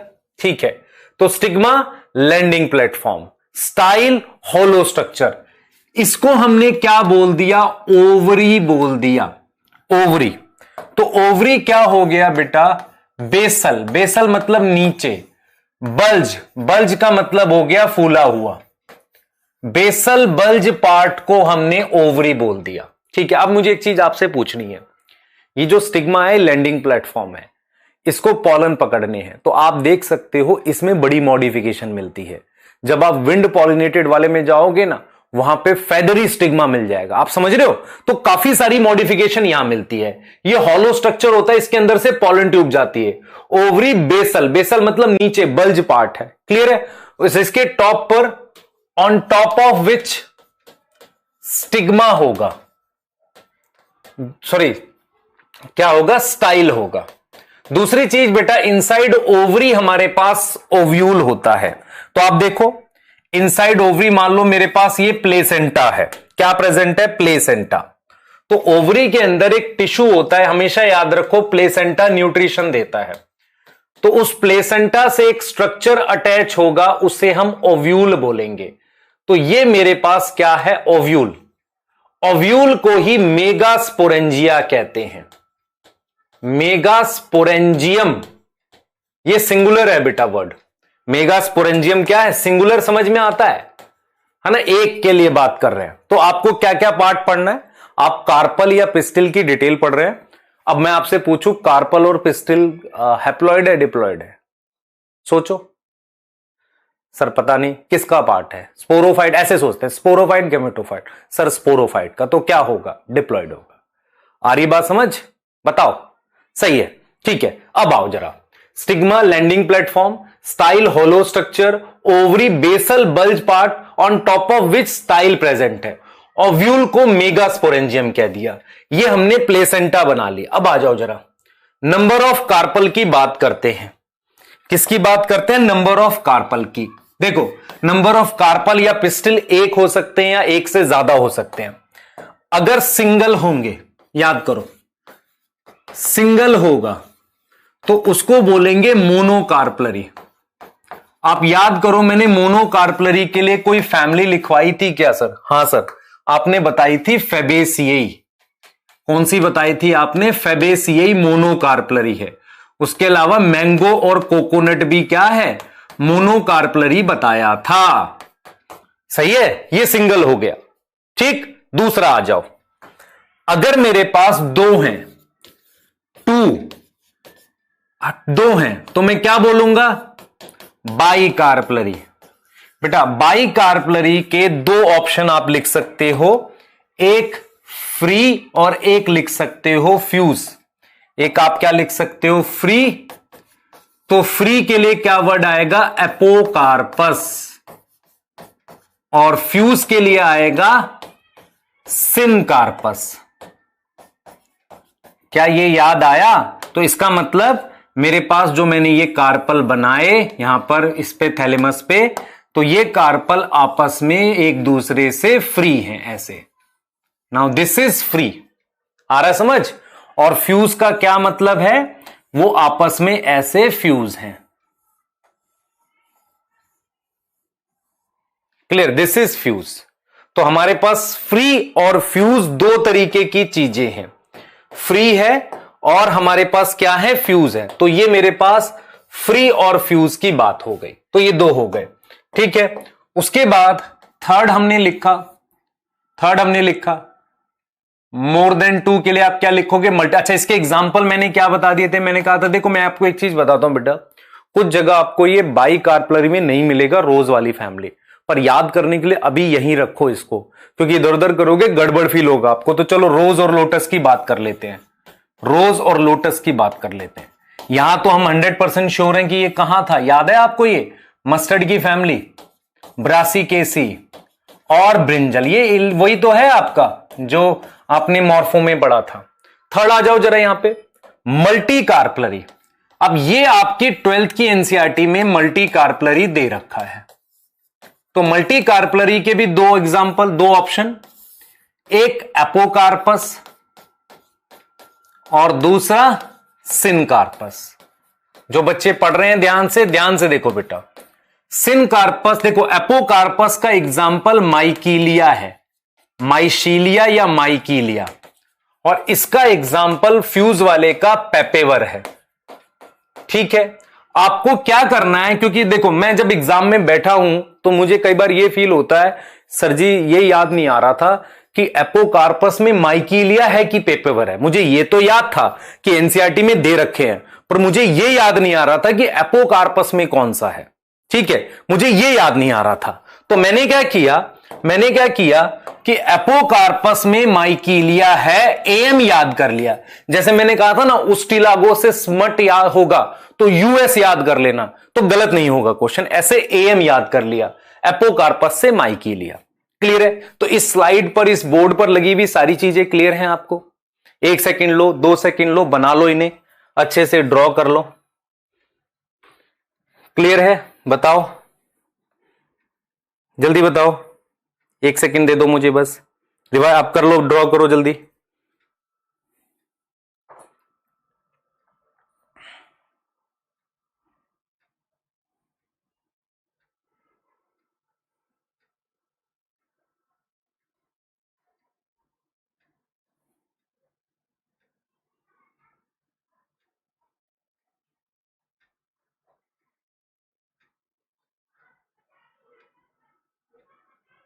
क्लियर है बेटा? बताओ, लिखा आपने? हाँ सर, क्या कर रहे थे बेटा? वाईफाई वाले को मैसेज कर रहा था, भाई वाईफाई चला दे मेरा, है ना? हाँ, उसका मैसेज आया कि सर कुछ टाइम तक आ जाएगा, अभी तक नहीं आया है। ठीक है, हाँ आ जाओ। मैं इसके लिए आपको एक डायग्राम भी दिखाता हूं, ये वाला। ये वो एग्जाम्पल है जो आपके सिलेबस में है और आपको करना है। देख लो, एपोकार्पस का हमारे पास देखो पैपेवर, ये देखो फ्यूज है ना, देख रहे हो? ये कार्पल्स फ्यूज दिख रही है आपको? ये देखो यहां पर फ्यूज है और ये फ्री है। तो एपोकार्पस का मेरे पास क्या हो गया? माइकीलिया। ये देखो ये अलग अलग है, ये आपस में फ्यूज नहीं है, ये फ्यूज होके जुड़ गई हैं। तो ये पैपेवर का एग्जाम्पल है। ठीक है, एपोकार्पस का क्या हो गया? माइकीलिया। ये माइकीलिया, ये एपोकार्पस है बेटा। ये डायग्राम किसका? एपोकार्पस का। और ये किसका है? सिनकार्पस का। ठीक है, क्लियर है? तो एपोकार्पस और सिनकार्पस हमने 2 बना लिए। ठीक है, अब हम आ जाते हैं नंबर ऑफ कार्पल पे, हमने बात कर ली। ठीक है, नंबर ऑफ कार्पल के बाद अब मैं आपको ये पूछ रहा हूं, देखो मैंने क्या क्या पढ़ा दिया आपको। मैंने पिस्टल के बारे में पढ़ाया, मैंने एपोकार्पस, सिनकार्पस पढ़ाया, पर मेरा फोकस कहां पर है आप बताओ? इस चैप्टर में मेरा फोकस ओव्यूल के पास, ओव्यूल को पढ़ना है। तो क्यों ना हम ओव्यूल के बारे में जानेंगे। हम किसके बारे में जानेंगे? ओव्यूल के बारे में। मतलब हमें क्या करना है? ओव्यूल के बारे में जानना है। तो कहीं ना कहीं मैं आपको ओवरी एंड ओव्यूल की कुछ डिटेल बता देता हूं। बेटा देखो, ओवरी और ओव्यूल की डिटेल आपको सबसे पहले तो ये तो पता है ना कि ओवरी सिर्फ एंजियोस्पर्म में होती है, इसमें तो कोई डाउट नहीं है आपको। ठीक है, आओ जल्दी से। ये देखो, मान लो मैंने क्या किया, ध्यान देना बेटा। मैंने क्या किया, यहां पर एक मान लो पिस्टिल ऐसे बनाया। इस तरीके से मैं पिस्टिल बना रहा हूं जिसका ये स्टिग्मा है, लैंडिंग प्लेटफॉर्म, होलो मेरे पास क्या है बेटा? ये होलो मेरे पास स्टाइल है। ये मैंने ओवरी बना दी। ठीक है, आपने एक चीज पढ़ी हुई है, देखो ये स्टिग्मा है, कौन सी जनरेशन का पार्ट है? स्पोरोफिटिक। तो कैसा होगा? डिप्लॉयड होगा। ये हमारे पास स्टाइल है जो डिप्लॉयड है, और ये हमारे पास क्या है? ओवरी। तो ओवरी हमारे पास क्या है? डिप्लॉयड है। क्लियर है ये चीज? ठीक है, तो हमने यहां पर इस तरीके से इसको ड्रॉ किया, ऐसे इस तरीके से इसको ड्रॉ किया, ऐसे हमने क्या करा? ड्रॉ किया।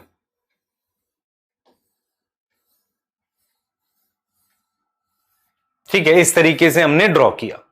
ठीक है, क्लियर है? अब मैंने जो इस तरीके से ड्रॉ किया, ये एक चैम्बर बना दिए। ओवरी के अंदर ऐसे चैम्बर्स होते हैं, तो ये जो जगह बनाई है इन्हें मैंने क्या बोल दिया? ओवरी के अंदर चैम्बर।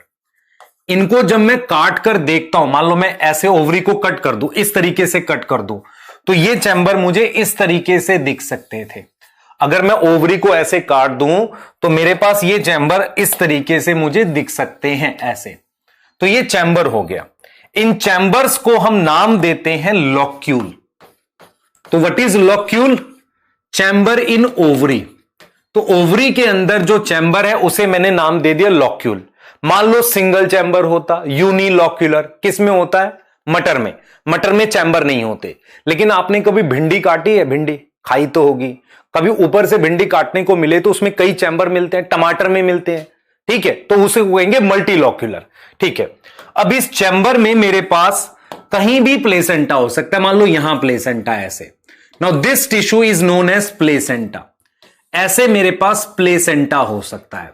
तो मैं क्या पढ़ा रहा हूं, सुनो ध्यान से। मैं ये पढ़ा रहा हूं कि हमारे पास पिस्टिल में, पिस्टिल का एक पार्ट है ओवरी, ओवरी के अंदर चैम्बर, चैम्बर पे होगा प्लेसेंटा, और प्लेसेंटा में क्या प्रेजेंट होगा, ओव्यूल प्रेजेंट होगा। क्या प्रेजेंट होगा, ओव्यूल प्रेजेंट होगा। तो पिस्टिल की मेरे पास ओवरी है, ओवरी हमारे पास क्या है, पिस्टिल के से मेरे पास क्या प्रेजेंट है, ओवरी, ओवरी से मेरे पास चैम्बर, और चैम्बर से मेरे पास प्लेसेंटा, और प्लेसेंटा से मेरे पास ओव्यूल प्रेजेंट है। ये चीज समझ में आ गई, ओव्यूल है प्लेसेंटा पे। तो ये समझो ध्यान से बेटा, this tissue is known as placenta, this tissue is known as placenta. अब इस प्लेसेंटा पे इधर देखना बेटा, इधर देखो, इस प्लेसेंटा पर ऐसे एक स्टॉक बनेगी और ये ओव्यूल लगा हुआ है, दिस इज ओव्यूल। तो ये ओव्यूल हो गया, और इस स्टॉक का नाम है, स्टॉक का नाम है फ्यूनिकल। आ रहा है समझ? मतलब क्या हुआ, ये देखो दिस वन, ये इस तरीके से एक स्टिक सी आई और इससे ये ओव्यूल लग गया, तो दिस इज फ्यूनिकल, और ये चीज है ओव्यूल। ओव्यूल का ही नाम क्या है, माइक्रोस्पोरेंजियम। कोई डाउट है क्या? क्लियर है? तो प्लेसेंटा होगा चैम्बर में, उस पे ओव्यूल प्रेजेंट है। ये आपको एक स्ट्रक्चर चीजें याद रखनी है जो आपकी एनसीईआरटी ने, अपनी एनसीईआरटी खोलो, चेक करो, आपको मिल जाएगा। ठीक है, ये चीज मिल जाएगा। क्लियर है? तो अब हम यहां से बेटा बात कर सकते हैं किसकी, ओवरी की बात कर सकते हैं। अब ये खुद से सोचो, ओवरी इस पूरे को कह रहे हैं, तो ओवरी की जो वॉल है, दीवार है, उसको हम क्या बोलते हैं, पेरिकार्प। क्या बोलते हैं, पेरिकार्प। ओवरी की दीवार को हम पेरिकार्प कहते हैं, वो फ्रूट बनाती है। तो क्या हमें क्लियर हो गया, पहला पिस्टिल क्या होता है, स्टिग्मा स्टाइल ओवरी क्या है, ओवरी के अंदर चैम्बर को क्या कहते हैं, लोक्यूल। चैम्बर पे क्या बनता है, प्लेसेंटा बनता है। उस प्लेसेंटा पे ओव्यूल लगे रहते हैं, किस स्टॉक से, फ्यूनिकल।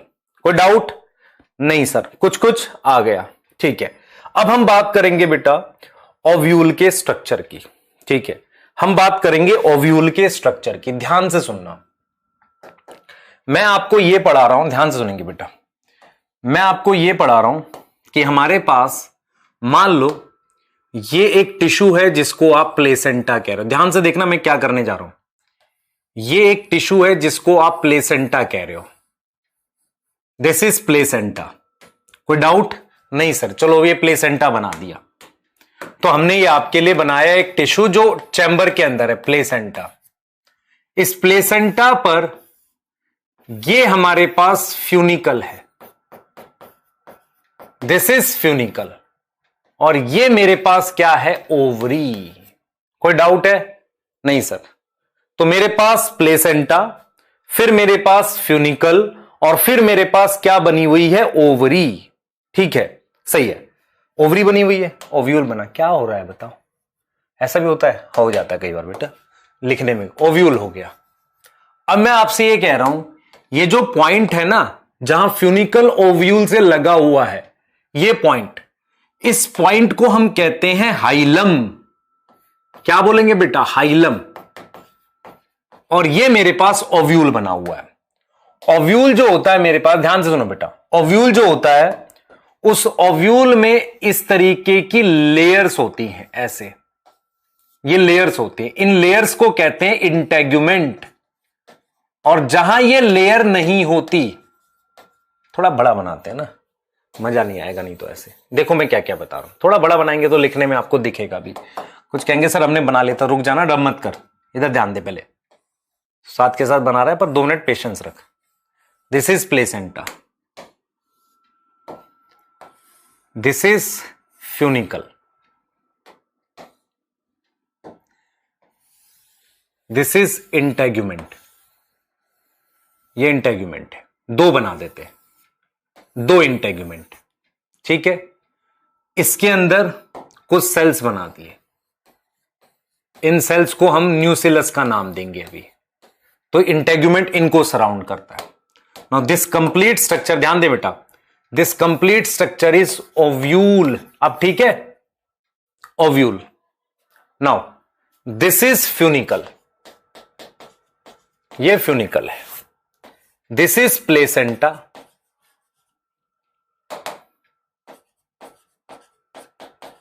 ठीक है। अब मैं जो बोलने जा रहा हूं वो समझना। ये जो पॉइंट है जहां पर, ध्यान दे बेटा, जहां पर ये फ्यूज है फ्यूनिकल, इससे, इसको हाइलम कह रहे हैं। This is hilum. Base of ovule, ये वाला, दिस पार्ट, बेस। ओव्यूल के बेस को हम क्या बोलेंगे? ओव्यूल के बेस को चेलेजा बोलेंगे। क्या बोलेंगे? चेलेजा। जहां पर ये हाइलम जुड़ा हुआ है, चेलेजा बोल दिया। Now these are integuments. इनको हमने क्या बोला? इंटेग्यूमेंट बोला है बेटा। इनको हमने क्या बोला है? इंटेग्यूमेंट बोला है। और जहां पर इंटेग्यूमेंट नहीं है उस जगह को हमने क्या बोला? माइक्रोपाइल। आ रहा समझ? जहां पर इंटेग्यूमेंट नहीं है क्या बोल दिया? माइक्रोपाइल। तो ये मैंने एक सीधा साधा ओव्यूल बना दिया, मतलब एक ऐसा ओव्यूल बना दिया, इस तरीके का सीधा, इस तरीके का एक ओव्यूल बना दिया, ठीक है। एक ऐसा ओव्यूल बना दिया जहां पर, ध्यान दें, this is hilum. Hilum ovule के जिस पार्ट पर लगा हुआ उसे चेलेजा कह रहे हैं, या बेसल पार्ट ऑफ, बेसल मतलब नीचे। फिर ये इंटेग्यूमेंट है। जहां इंटेग्यूमेंट नहीं है, माइक्रोपाइल। और ये जो अंदर टिश्यू है ना, अंदर जो डिप्लॉइड सेल्स हैं, इन्हें न्यूसिलस कहते हैं। इन्हें क्या बोलते हैं? न्यूसिलस बोलते हैं। तो ये मैंने एक सिंपल ओव्यूल बताया है। सर आप ऐसे वाला क्यों ड्रॉ कर रहे? बता रहा हूं, आप खुद से देखो। This is funicle, चेलेजा, and this is micropyle. ध्यान से सुनना, चेलेजा, फ्यूनिकल, और यहां एक स्ट्रक्चर बनाएंगे एम्ब्रियो सैक, जो किससे बनेगा? न्यूसिलस से। अब ये सब अगर एक लाइन में आ रहे हैं, सिंगल लाइन में, तो इसे हम क्या बोलते हैं? Orthotropous ovule. सीधी लाइन में आ रहे हैं। कौन कौन? Funicle, chalaza, embryo sac, micropyle. ये सब एक ही लाइन में आ रहे हैं, ऑर्थोट्रोपस ओव्यूल। इसे क्या बोलते हैं? ऑर्थोट्रोपस। कौन सा ओव्यूल बोलते हैं बेटा? सीधा ओव्यूल। सीधे को कहते हैं ऑर्थो, ऑर्थोट्रोपस ओव्यूल। अब हमने क्या किया? ध्यान सुने, हमने क्या किया? ध्यान दो बेटा। हमने प्लेसेंटा मान लो यहां बना दिया ऐसे, और ओव्यूल ऐसा बनाया। ध्यान देना बेटा, ओव्यूल इस पर अटैच करके ऐसा बनाया, ऐसा फ्यूनिकल, और ओव्यूल को ऐसे घुमा दिया, ऐसे उल्टा। या मेरे पास प्लेसेंटा ऊपर है और मैंने फ्यूनिकल ऐसे बना रखा है और ओव्यूल को इस तरीके से घुमा रखा है। अगर आप ध्यान से देखो, दोनों केस में आपको एक चीज समझ में आ रही है, ओव्यूल उल्टा ओव्यूल है। चाहे यहां देखो, यहां अटैच करके ऐसे घुमा दिया और यहां अटैच करके ऐसे घुमा, दोनों में उल्टा है कि नहीं बताओ? उल्टा कैसे है? यहां ऐसे करके मैंने ऐसे घुमा दिया और यहां से फिर ऐसे घुमा दिया, उल्टा, मतलब सीधा नहीं है। सीधा होता ऐसा या ऐसा। भाई ऑर्थोट्रोपस कैसा होता? अगर यहां प्लेसेंटा है तो ये सीधा होता, यहां प्लेसेंटा है तो ये सीधा होता। लेकिन हुआ क्या है, मैंने ऐसे करके इस तरीके से घुमा दिया और ऐसे करके ऐसे घुमा दिया। इनको हम कहते हैं एनाट्रोपस ओव्यूल। तुम्हारी एनसीईआरटी में जो मोस्ट कॉमन ओव्यूल है एंजियोस्पर्म में, वो एनाट्रोपस बना रखा है। तो most common ovule is anatropous. कौन सा बना रखा है बेटा? एनाट्रोपस बना रखा है, ठीक है। एना मतलब उल्टा। तो तुम्हारी एनसीईआरटी ने जो ओव्यूल बनाया वो कुछ इस तरीके से बनाया कि उन्होंने ये बना दी फ्यूनिकल ऐसे, और फिर इस तरीके से इसको घुमा रखा है। आप देखें ध्यान से, इस तरीके से इसको घुमा रखा है।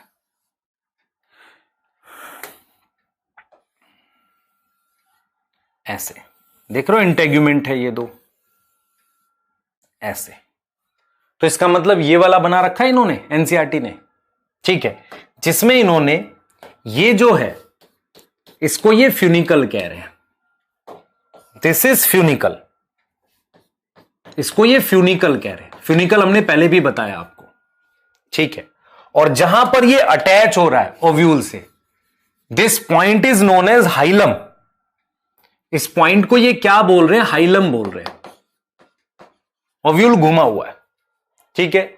आपको पता है ये दोनों इंटेग्यूमेंट्स हैं, तो ये आउटर इंटेग्यूमेंट है बेटा, ये एक तरह के प्रोटेक्टिव लेयर्स होती हैं, आउटर इंटेग्यूमेंट्स, ठीक। और इसके साथ हम लिख सकते हैं इनर इंटेग्यूमेंट। प्लॉइडी बताओ इनकी डिप्लॉयड होंगी सर, क्यों डिप्लॉयड होंगी? स्पोरोफाइट का हिस्सा है, कोई मियोसिस नहीं हुई। उसके साथ ये जो ओव्यूल का बेस है ना, आप देखो दिस इज बेस, भले ये घूम गया हो लेकिन है तो ये बेस, तो this base of ovule is known as chalaza, chalaza या चैलेजा, ठीक है। उसके साथ जहां इंटेग्यूमेंट नहीं है उसे हमने क्या बोल दिया? माइक्रोपाइल बोल दिया। क्या बोल दिया? माइक्रोपाइल बोल दिया। अब यहां पर मेरे पास डिप्लॉयड सेल्स हैं जिसको ये सराउंड करता है। कौन सराउंड करता है? ये इंटेग्यूमेंट। इसको हमने क्या बोला?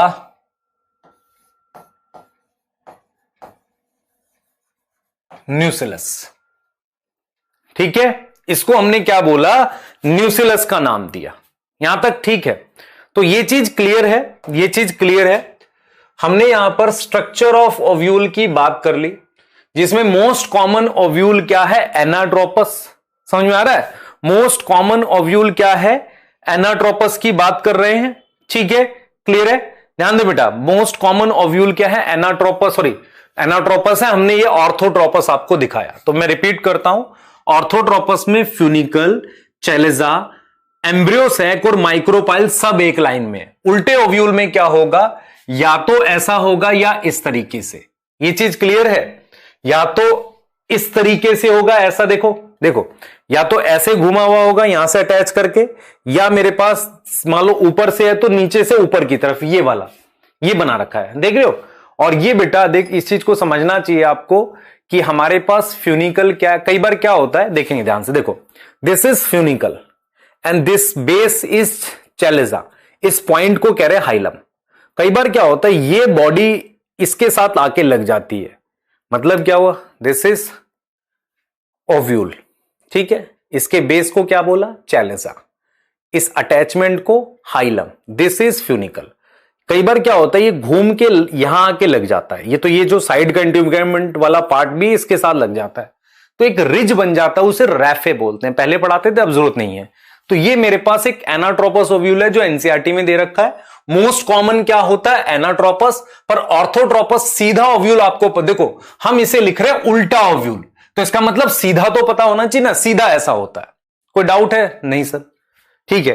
तो मुझे ये पॉइंट्स आने चाहिए।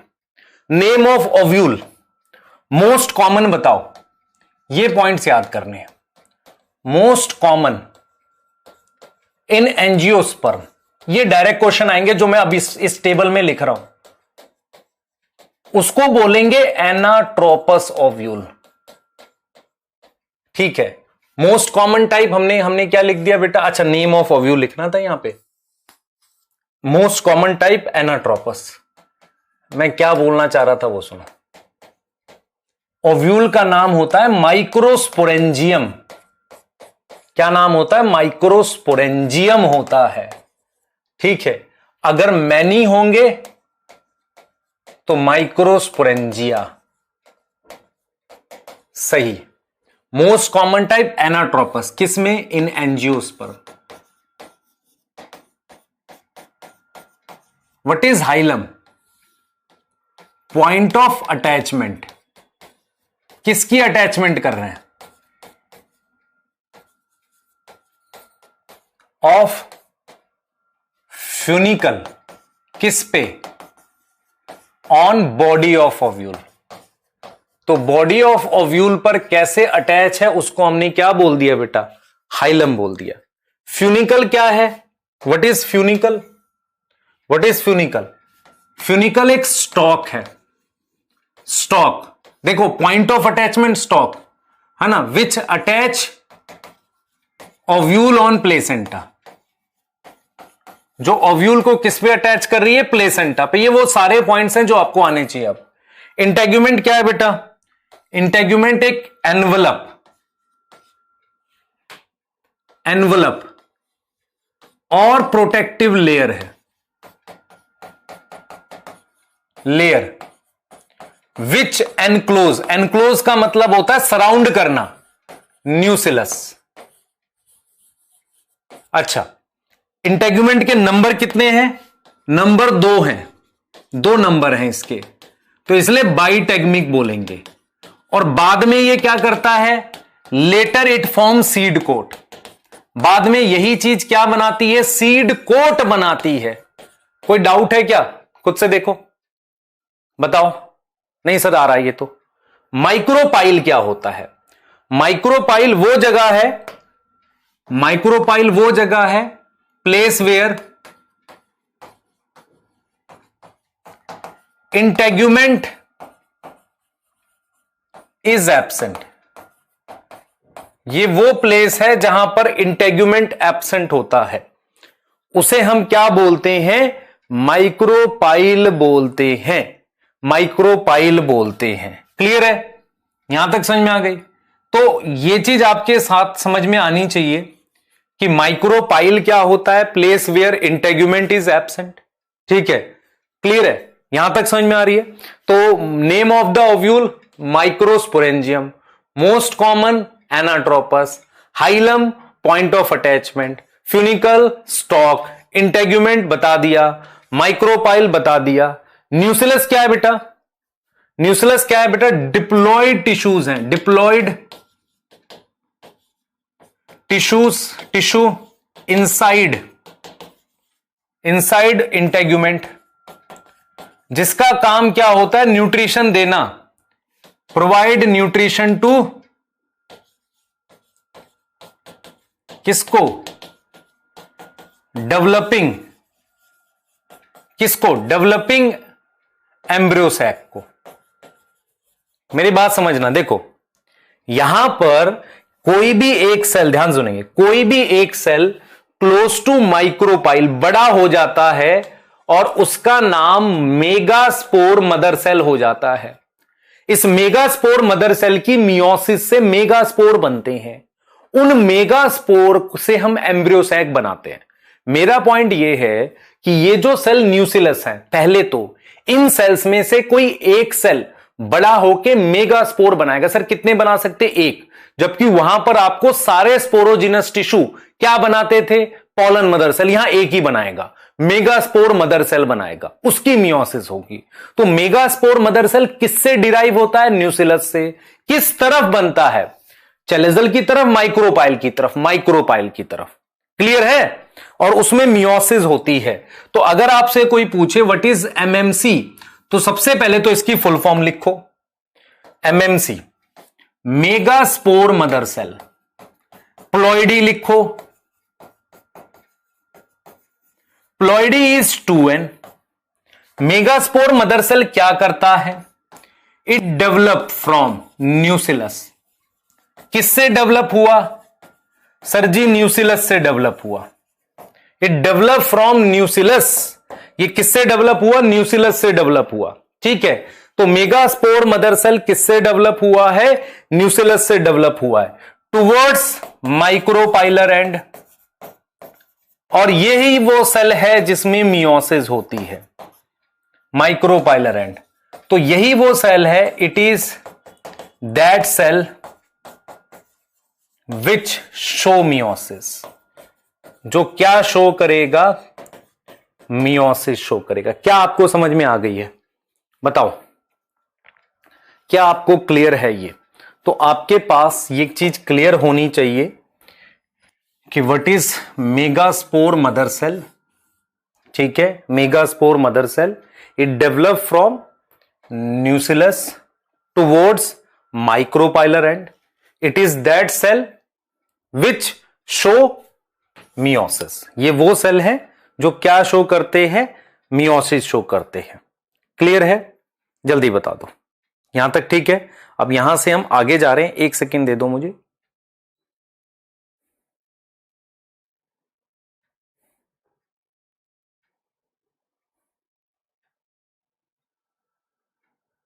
क्लियर?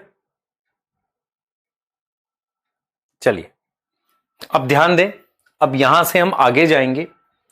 आपको मैंने बात पढ़ा दी। अब ये जो मैं टॉपिक बता रहा हूं ये एनसीईआरटी में नहीं है, लेकिन कुछ पुराने पैकेज में 1-2 क्वेश्चन आए हुए हैं उस प्रीवियस ईयर में स्टेट एग्जाम में, इसलिए बता रहा हूं। इंपॉर्टेंट नहीं है, मैं लिख देता हूं नॉट मच इंपॉर्टेंट, लेकिन आपको थोड़ा सा आइडिया हो जाएगा कि क्या सारे ओव्यूल एक तरीके के होते हैं। इस डायग्राम से आपको आइडिया हो जाएगा। देखो मैंने क्या किया, एक ओव्यूल ये बनाया ऐसा, जिसमें ये सारी चीजें एक लाइन में है। कौन सी चीजें एक लाइन में है? फ्यूनिकल, चैलेजा, एम्ब्रियोसैक और माइक्रोपाइल। मैं लिख देता हूं, इसी डायग्राम में लिखूंगा, बाकी में नहीं। फ्यूनिकल, चैलेजा, एम्ब्रियोसैक और माइक्रोपाइल, ये एक तरीके का सीधा ओव्यूल है, स्टेट टाइप का ओव्यूल है।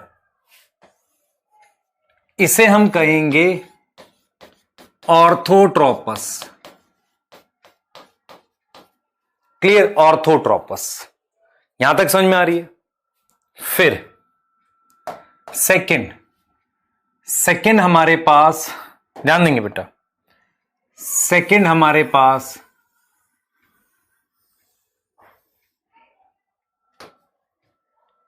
ऐसा ओव्यूल है, फ्यूनिकल, चैलेजा,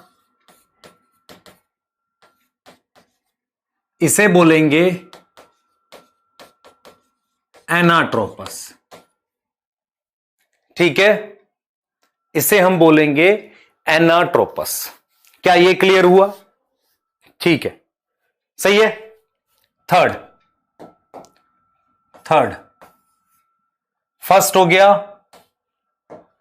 ऑर्थोट्रोपस, सेकंड हो गया एनाट्रोपस, थर्ड देखो क्या है, ध्यान देना।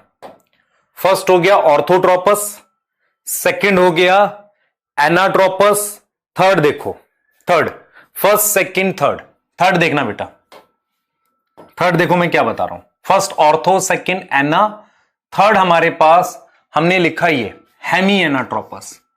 अब मुझे बताओ, आपको ये डायग्राम समझ में आ रहा है? देखो ये तो आपको मोस्ट कॉमन बता दिया था मैंने, क्या आपको ये समझ में आ रहा है? ऐसा ओव्यूल 90 डिग्री पे, तो इसको हमने क्या बोल दिया? Hemi anatropous. ये कुछ इस तरीके का होगा। सर ये सब क्या है बेटा? ये अलग अलग प्लांट्स में मिलते हैं, क्या हमें करने हैं? नहीं, आपको तो ये करना है, एनाट्रोपस मोस्ट कॉमन। क्लियर है? उसके बाद एक होता है मेरे पास कैंपाइलोट्रोपस। कैंपाइलोट्रोपस में क्या होता है, उसका माइक्रोपाइल वाला एंड नीचे बेंड कर जाता है। बनाता तो मैं इसको हेमी एनाट्रोपस जैसा हूं, देखो मैंने ये इस तरीके का बना दिया, हेमी एनाट्रोपस जैसा बना दिया। इसका ये वाला जो पार्ट है ये नीचे की तरफ ऐसे बेंड कर गया, ये नीचे की तरफ थोड़ा बेंड करके, इसको कैंपाइलो बोला। हम क्या करते थे पहले बेटा, इनके एग्जाम्पल भी लिखवा के याद कराते थे, ये बहुत साल पहले होता था, है ना। अब ना मुझे याद है ना मैं करवाने वाला हूं, ठीक है। एग्जाम्पल भी करवाते थे इसके, ठीक है। और फिर मेरे पास होता था एम्फीट्रोपस। मैं सिर्फ आपको एक कंपैरिजन देना चाह रहा हूं कि यार अपने दिमाग में रखना, अलग अलग शेप होती हैं ओव्यूल्स की, है ना। कि इसमें एम्फीट्रोपस में क्या होता है, ये तो नीचे की तरफ बेंड करता ही है, ये चीज ये नीचे की तरफ बेंड करती है, कोई डाउट नहीं, ठीक है। पर ये वाला जो होता है ये हॉर्स शू शेप का हो जाता है। ये जो एम्ब्रियोसैक है ना, ये कैसी शेप का हो जाता है? हॉर्स शू शेप का। ये एक बेटा, इसे हम क्या बोलते हैं? एम्फीट्रोपस बोलते हैं। क्लियर है? और उसके बाद ध्यान देंगे बेटा, उसके बाद मेरे पास सर्सिनोट्रोपस।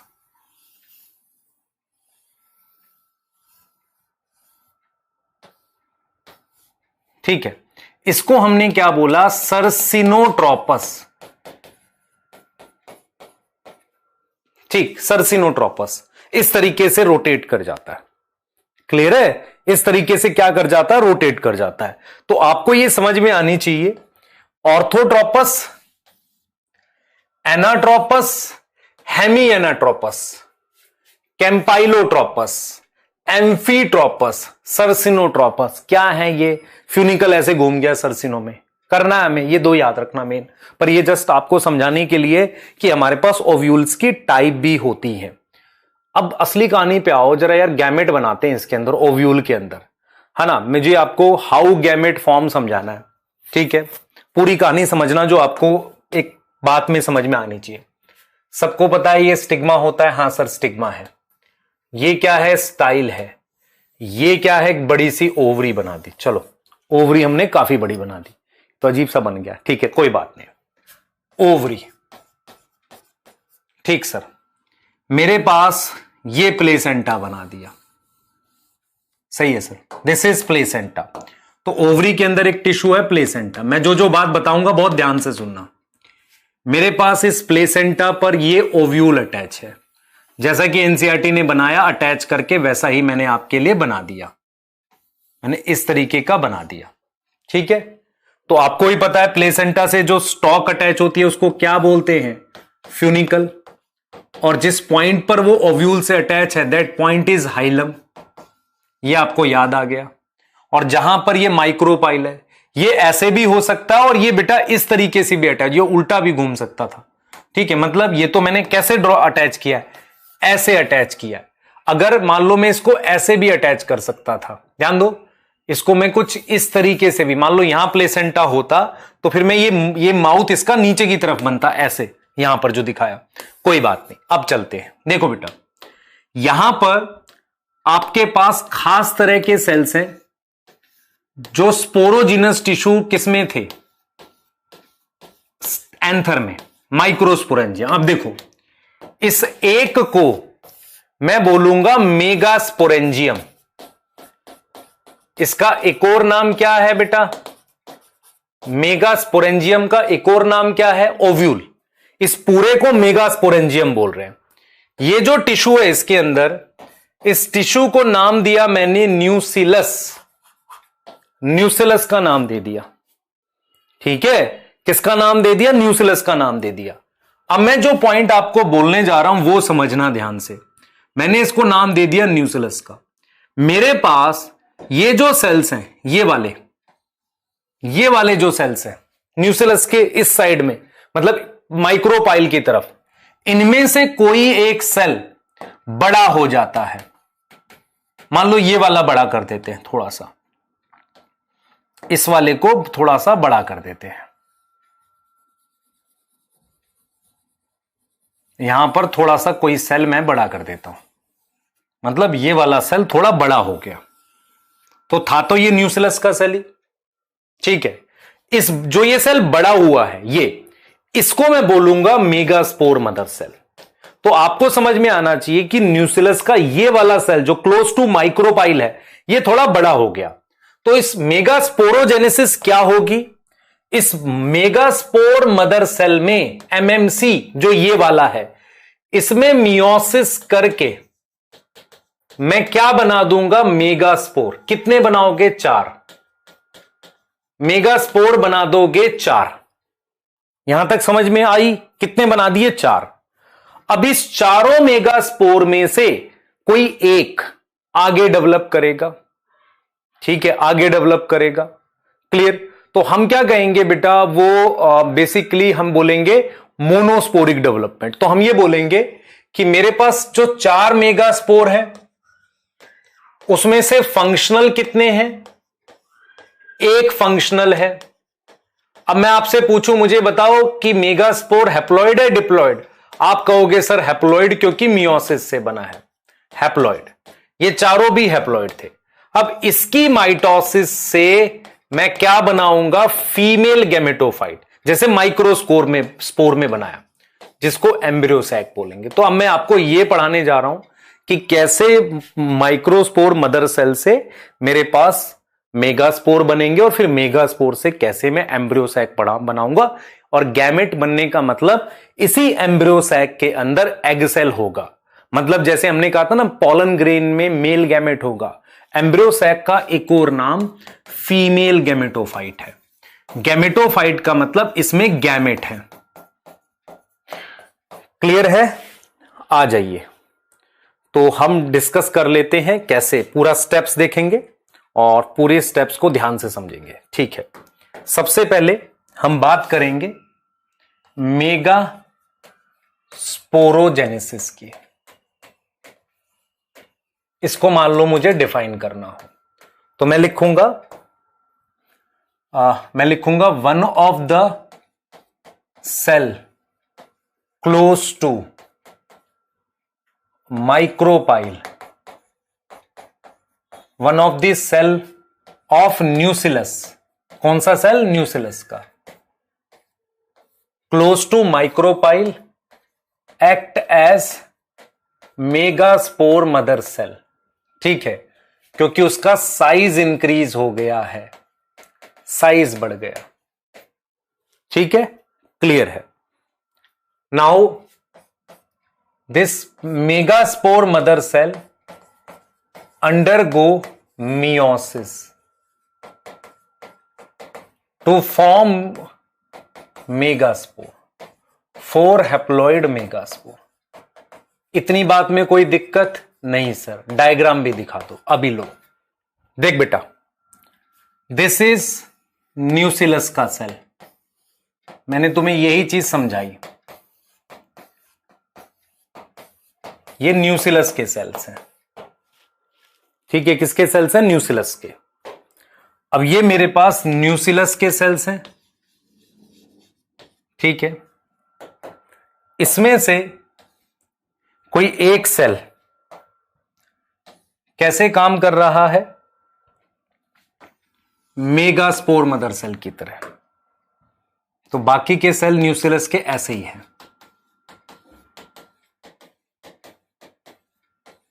और आपको पता है वो किस एंड की तरफ है? माइक्रोपाइल की तरफ। नाउ आपको ये क्लियर होना चाहिए, this is nucellus and this is megaspore mother cell. अब मेगास्पोर मदर सेल की मियोसिस करेंगे, तो मियोसिस हो रही है, तो पहले मियोसिस 1 अकर। आपको पता है मियोसिस 1 होने से 2 हैप्लॉइड सेल बनते हैं। तो मेरे पास 2 हैप्लॉइड सेल, ध्यान दे बेटा, 2 हैप्लॉइड सेल बन गए ऐसे, ये। और इसके आसपास आपको पता है न्यूसिलस के सेल्स हैं।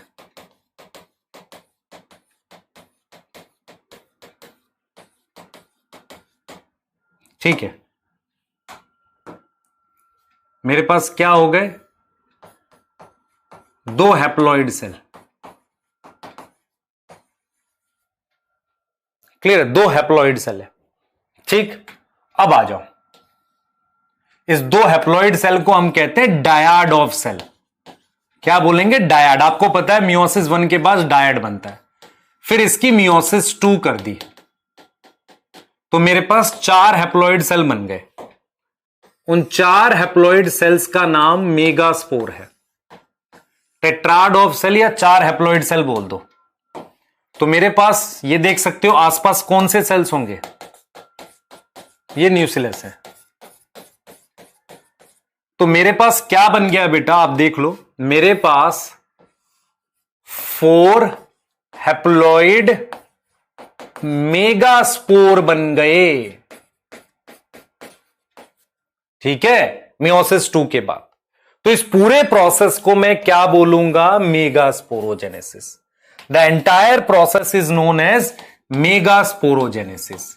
अब क्या होता है, इनमें से एक ही फंक्शनल होगा, है ना? Only 1 megaspore functional. ठीक है, एक ही फंक्शनल होगा। फंक्शनल मतलब 4 बने हैं, ओनली कितने फंक्शनल होंगे बेटा? कितने फंक्शनल होंगे इसमें से? इसमें से ओनली, देख लो, इनमें से भी ओनली 1 मेगास्पोर फंक्शनल। ऐसा क्यों? क्योंकि खाना नहीं है, इतना फूड नहीं है न्यूसिलस के पास कि 4 मेगास्पोर फंक्शनल करा सके। एक ही को खाना देना, only 1 megaspore functional. Clear? Only 1 megaspore हमारे पास क्या हो जाएगा, फंक्शनल हो जाएगा। एक सेकंड देना बेटा, मैं देख रहा हूं कि वाईफाई नहीं चल रहा अभी भी। ओनली 1 मेगास्पोर फंक्शनल, ठीक है। उससे क्या होगा, उसे हम कहते हैं मोनोस्पोरिक, मतलब 4 मेगास्पोर है ना, उसमें से एक ही डेवलप करेगा तो मोनोस्पोरिक डेवलपमेंट। तो उसके लिए वर्ड यूज करेंगे मोनोस्पोरिक डेवलपमेंट। 3 खराब हो जाएंगे। तो अब मुझे आपको क्या बताना है, किसी भी एक फंक्शनल मेगास्पोर हैप्लॉइड से एम्ब्रियो सैक बताना है, तो उसे हम कहते हैं development of female gametophyte. Clear है? तो पहला स्टेप हमारे पास क्या था, मेगास्पोरोजेनेसिस। सेकेंड स्टेप जो रहेगा वो क्या रहेगा बेटा, देखो सेकेंड स्टेप रहेगा from female gametophyte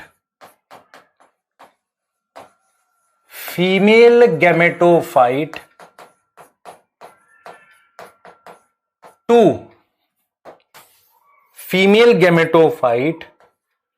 from functional megaspore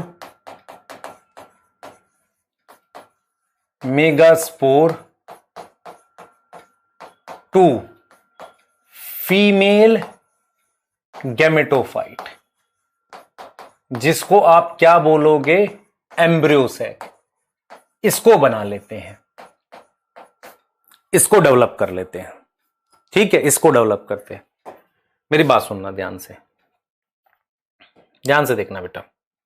हम स्टार्ट कर रहे हैं किससे, आपको पता है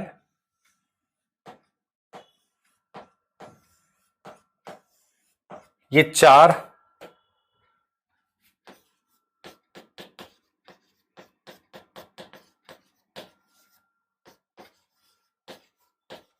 फंक्शनल मेगास्पोर है। ठीक है, 4 फंक्शनल मेगास्पोर, 4 है नहीं 4 मेगास्पोर है। ठीक है, आपको पता है मेगास्पोर है कितने, 4। सारे सेल हैप्लॉइड, सारे सेल कैसे हैप्लॉइड। अब आप क्या करो, इसमें से 3 डी जनरेट कर दो, यही फंक्शनल हो गया, बाकी के ये ऐसे डी जनरेट कर गए। ठीक है, तो ये वाला मेरे पास कौन सा मेगास्पोर है, दिस वन फंक्शनल। फंक्शनल समझ में आता है, ये आगे माइटोसिस करेगा। कौन से डी जनरेट कर गए, 3। क्लियर है बेटा? ठीक है, क्लियर है? क्लियर, यहां तक समझ में आ रही है?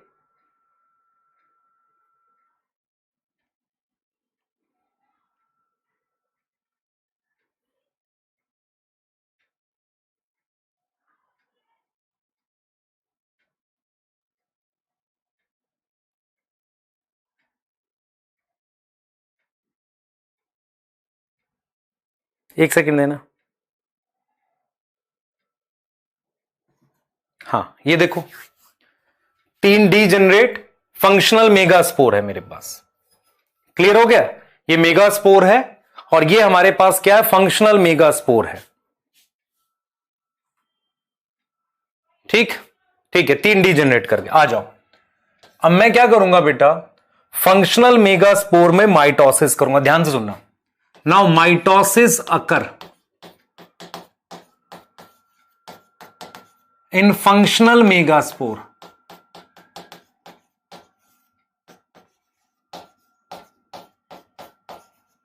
ठीक है, फंक्शनल मेगास्पोर में हमारे पास माइटोसिस हो रहे, देख रहे हैं, माइटोसिस अकर इन फंक्शनल मेगास्पोर। क्लियर है? हम क्या कर रहे हैं, माइटोसिस कर रहे हैं। समझना ध्यान से, फंक्शनल मेगास्पोर में हमारे पास क्या हो गई, माइटोसिस होगी। चलो कर लेते हैं, फंक्शनल मेगास्पोर में कर लो माइटोसिस। ठीक है, अब मैं आपसे ये कह रहा हूं, देखो माइटोसिस कैसे हो रही है। हमने पहले माइटोसिस करके 2 हैप्लॉइड न्यूक्लियस बना दिए। अब क्या किया, एक वैक्यूल ला दो, एक वैक्यूल आएगा, उसकी वजह से न्यूक्लियस ऐसा दूर हो जाएंगे यहां पे। अब मैंने क्या की, फिर माइटोसिस करी, तो मेरे पास कितने हो गए, 4 न्यूक्लियस हो गए। तो इसको मैंने बोला 2 न्यूक्लियाई स्टेज। आपको समझ में आ रहा है, 2 न्यूक्लियाई स्टेज, सिंगल को न्यूक्लियस, न्यूक्लियाई बोलेंगे। अब ये कितनी हो गई, 4 न्यूक्लियाई स्टेज। क्या कोई भी इसमें वो हो रही है, क्या कोई भी इसमें साइटोकाइनेसिस हो रही है, नहीं। अब मैंने क्या किया, मैंने यहां पर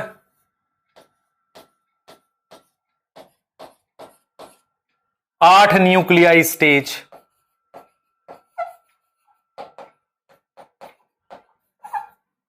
ठीक है, 8 न्यूक्लियाई स्टेज, ठीक, क्लियर है, 8 न्यूक्लियाई स्टेज। तो ये एक तरीके से क्या हो गई है, फ्री न्यूक्लियर डिवीजन।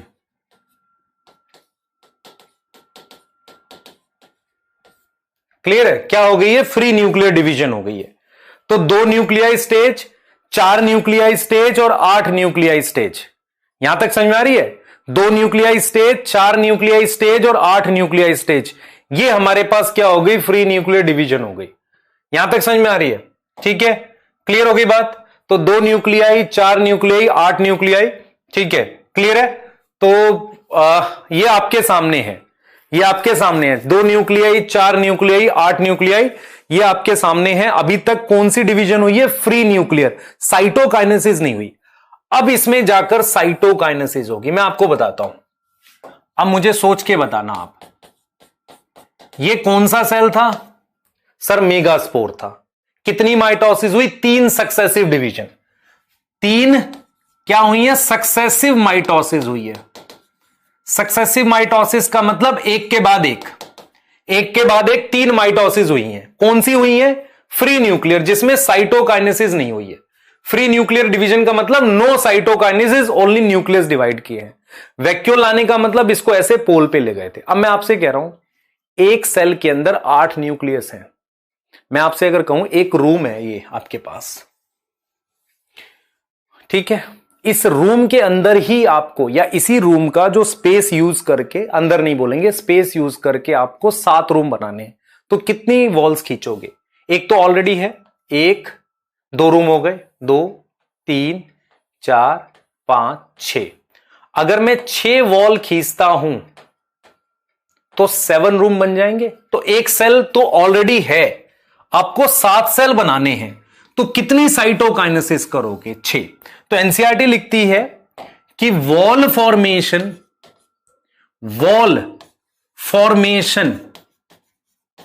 अकर अराउंड 6 न्यूक्लियाई। किसके अराउंड होगा, 6 न्यूक्लियाई के अराउंड। और 2 न्यूक्लियाई उस सेल में रह जाएंगे जो, मतलब जिसमें, जो बीच में था, मेन सेल था।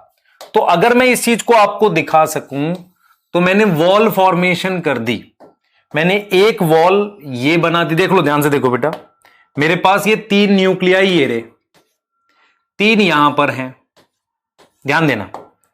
मैंने एक यहां वॉल फॉर्मेशन कर दी, एक यहां कर दी, एक यहां कर दी, 3 सेल बना दिए। 4th वॉल फॉर्मेशन यहां कर दी, 5th यहां कर दी और 6th यहां कर दी, 6 वॉल फॉर्मेशन कर दी। इन 2 न्यूक्लियस के अराउंड कोई वॉल फॉर्मेशन नहीं करी, ठीक है। 6 न्यूक्लियाई के अराउंड वॉल फॉर्मेशन करी, तो टोटल मेरे पास कितने सेल आ गए, 7। ये 3 सेल हो गए, ये टोटल कितने सेल हो गए, 3 सेल। इन्हें एंटीपोडल कहते हैं, और ये किस तरफ होते हैं, चैलेजल एंड की तरफ। ये कौन सा एंड है बेटा, चैलेजल एंड होगा, ये चलाजल एंड है ना, चलाजल एंड की तरफ होंगे। इन दोनों सेल्स को, जिसके नीचे यहां बेस पर एक फिंगर लाइक प्रोजेक्शंस बोलोगे, या एक तरीके से सेलुलर थिकनिंग वो प्रेजेंट होती है, इन्हें हम नाम देते हैं साइनर्जिड्स। इन्हें हम क्या नाम देते हैं, साइनर्जिड्स नाम देते हैं। ठीक है, साइनर्जिड्स। ठीक है, बहुत सारे टीचर या बहुत सारे बच्चे ये समझते हैं कि ये जो वाला जो सेल है, ये वाला सेल जो बीच में है, ये इनका मेल गैम मतलब मेन गैमेट है, जिसको आप फीमेल गैमेट या एग सेल कहते हैं, फीमेल गैमेट। मैं आपसे एक पॉइंट यहां पर बताना चाह रहा हूं कि मैं आ रहा हूं उस पॉइंट पे जो मैं आपको बोलना चाह रहा था। टोटल कितने सेल बने? कितने सेल बने सर? 7 सेल बने। कितने न्यूक्लियाई? 8 न्यूक्लियाई। तो जो जिसके अराउंड नहीं बना उसको कौन सा सेल कहेंगे? सेंट्रल सेल कहेंगे। इसको हमने सेंट्रल सेल कह दिया। ठीक है, इसको हमने क्या बोल दिया? सेंट्रल सेल बोल दिया। यहां तक समझ में आ रही है? ठीक है, क्लियर? हां, तो मेगास्पोरोजेनेसिस ये हो गया, क्लियर है? हां,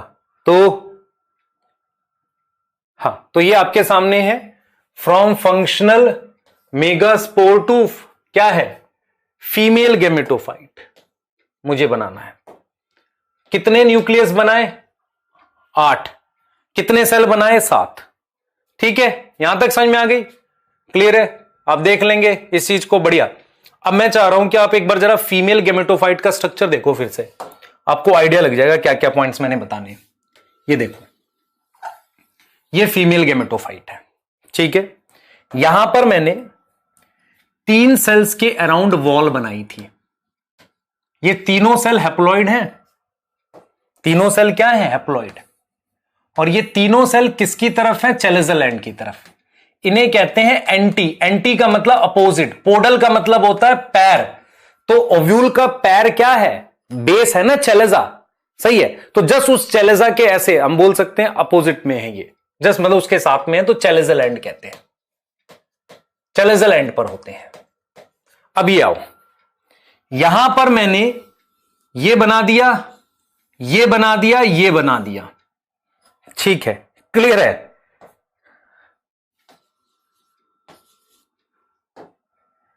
ये बना दिया। अब ये 3 सेल्स मैंने बना दिए। इनका नाम, इन दोनों सेल्स का नाम मैंने क्या रखा? सिनर्जिड्स। अच्छा, सिनर्जिड्स भी हैप्लॉइड है, एंटीपोडल भी हैप्लॉइड है क्योंकि एम्ब्रियो सैक का पार्ट है। इनमें मेरे पास ये सेलुलर थिकनिंग होती है जो गाइड करती है एंट्री ऑफ पोलन ट्यूब को। इसे कहते हैं फिलीफॉर्म अपरेटस। फिलीफॉर्म अपरेटस ये किसको गाइड करती है बेटा? ये गाइड करती है एंट्री ऑफ पोलन ट्यूब। अब ये मेरे पास एक सिंगल एग सेल होता है। यहां पे मेरे पास क्या है बेटा? ये एक सिंगल एग सेल है। एग सेल एक तरीके का फीमेल गैमेट है। अब मैं आपसे एक सवाल पूछता हूं, आपने जब जिम्नोस्पर्म पढ़ा था तो वहां फीमेल गैमेटोफाइट पढ़ा था। फीमेल गैमेटोफाइट के ऊपर आर्किगोनियम बनता है। यहां आर्किगोनियम कहां है? नहीं। तो आर्किगोनियम जैसा कोई स्ट्रक्चर है, जैसे हम कहते हैं ना कि भाई मेरे पास हाथ हैं तो उससे मिलते जुलते किसी के पास विंग्स हैं, या कुछ और एनालोगस बोल सकते हैं, कोई ऐसा स्ट्रक्चर जैसे जो हाथ का काम कर रहा हो। ठीक है, इंसेक्ट में ले लेते हैं, समझ में आ रहा है? एनालोगस बोल सकते हैं। तो क्या एनालोगस है कोई आर्किगोनियम का इसके अंदर? Egg apparatus. तो एग अपरेटस क्या होता है? एग अपरेटस वो 3 सेल को मिलाकर बोलते हैं। एग अपरेटस में क्या होते हैं? 2 तो आ जाते हैं सिनर्जिड्स और एक आ जाता है एग सेल। एक आ जाता है एग सेल। क्लियर है? यहां तक समझ में आ रही है?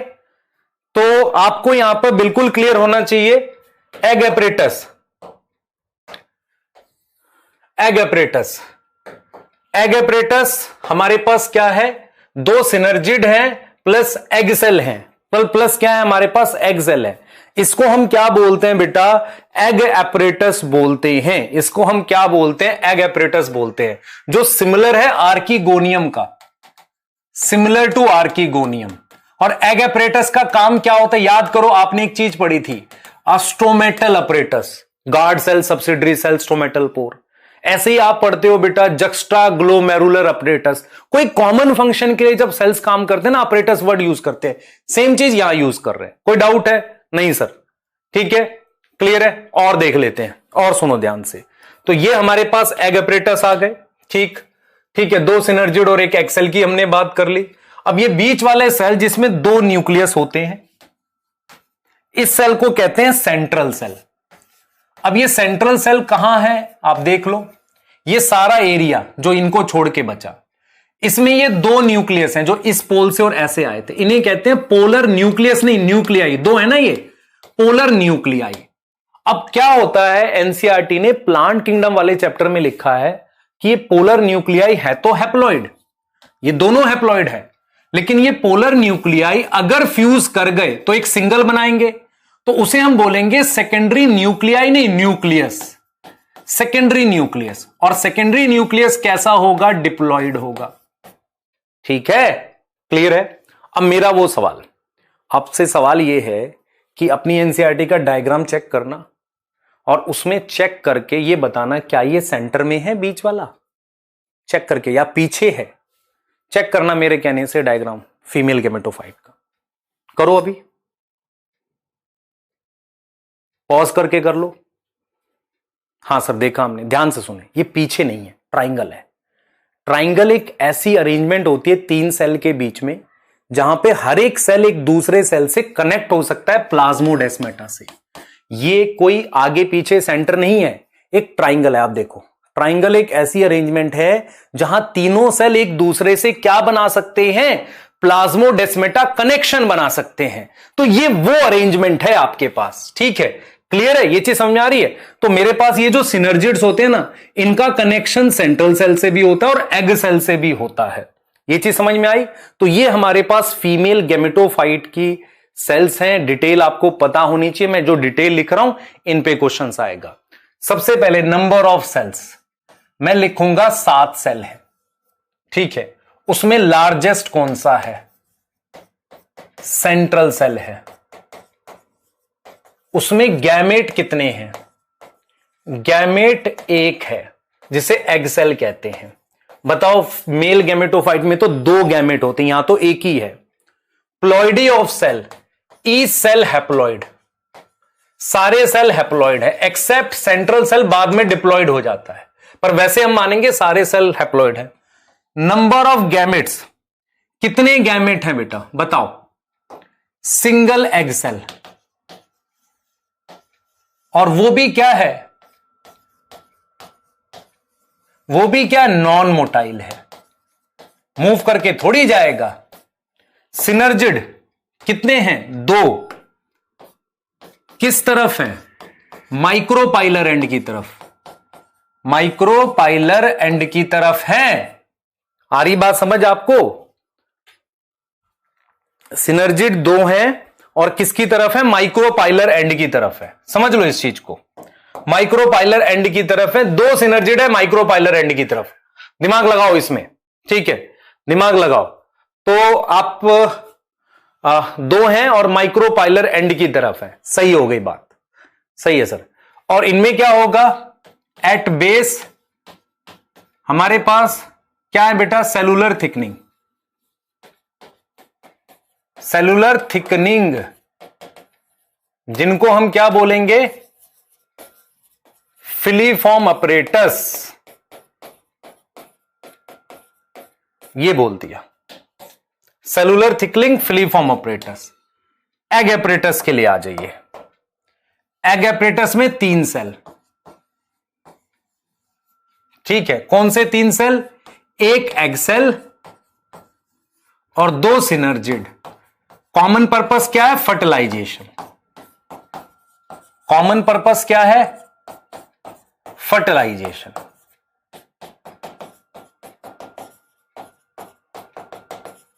सेंट्रल सेल 2 पोलर न्यूक्लियाई हैं, बाद में क्या बनाएगा, लेटर गिव सेकेंडरी न्यूक्लियस। कोई डाउट है इसमें? अब आपसे एक सवाल है, आपकी एनसीईआरटी ने एक ओव्यूल या तो ये कंसीडर किया है, अगर मैं ऐसा बनाऊंगा तो यहां पे आपके सिनर्जिड आ जाएंगे, ऐसा बनाऊंगा तो, है ना, और ये आ जाएगा आपका पोलर न्यूक्लियाई। तो इसके अकॉर्डिंग एग एपरेटस अबव है पोलर न्यूक्लियाई के, ठीक है। या अगर मैं ये वाला ओव्यूल भी बनाऊंगा तो उसी तरीके का डायपर, ये एनाट्रोपस है।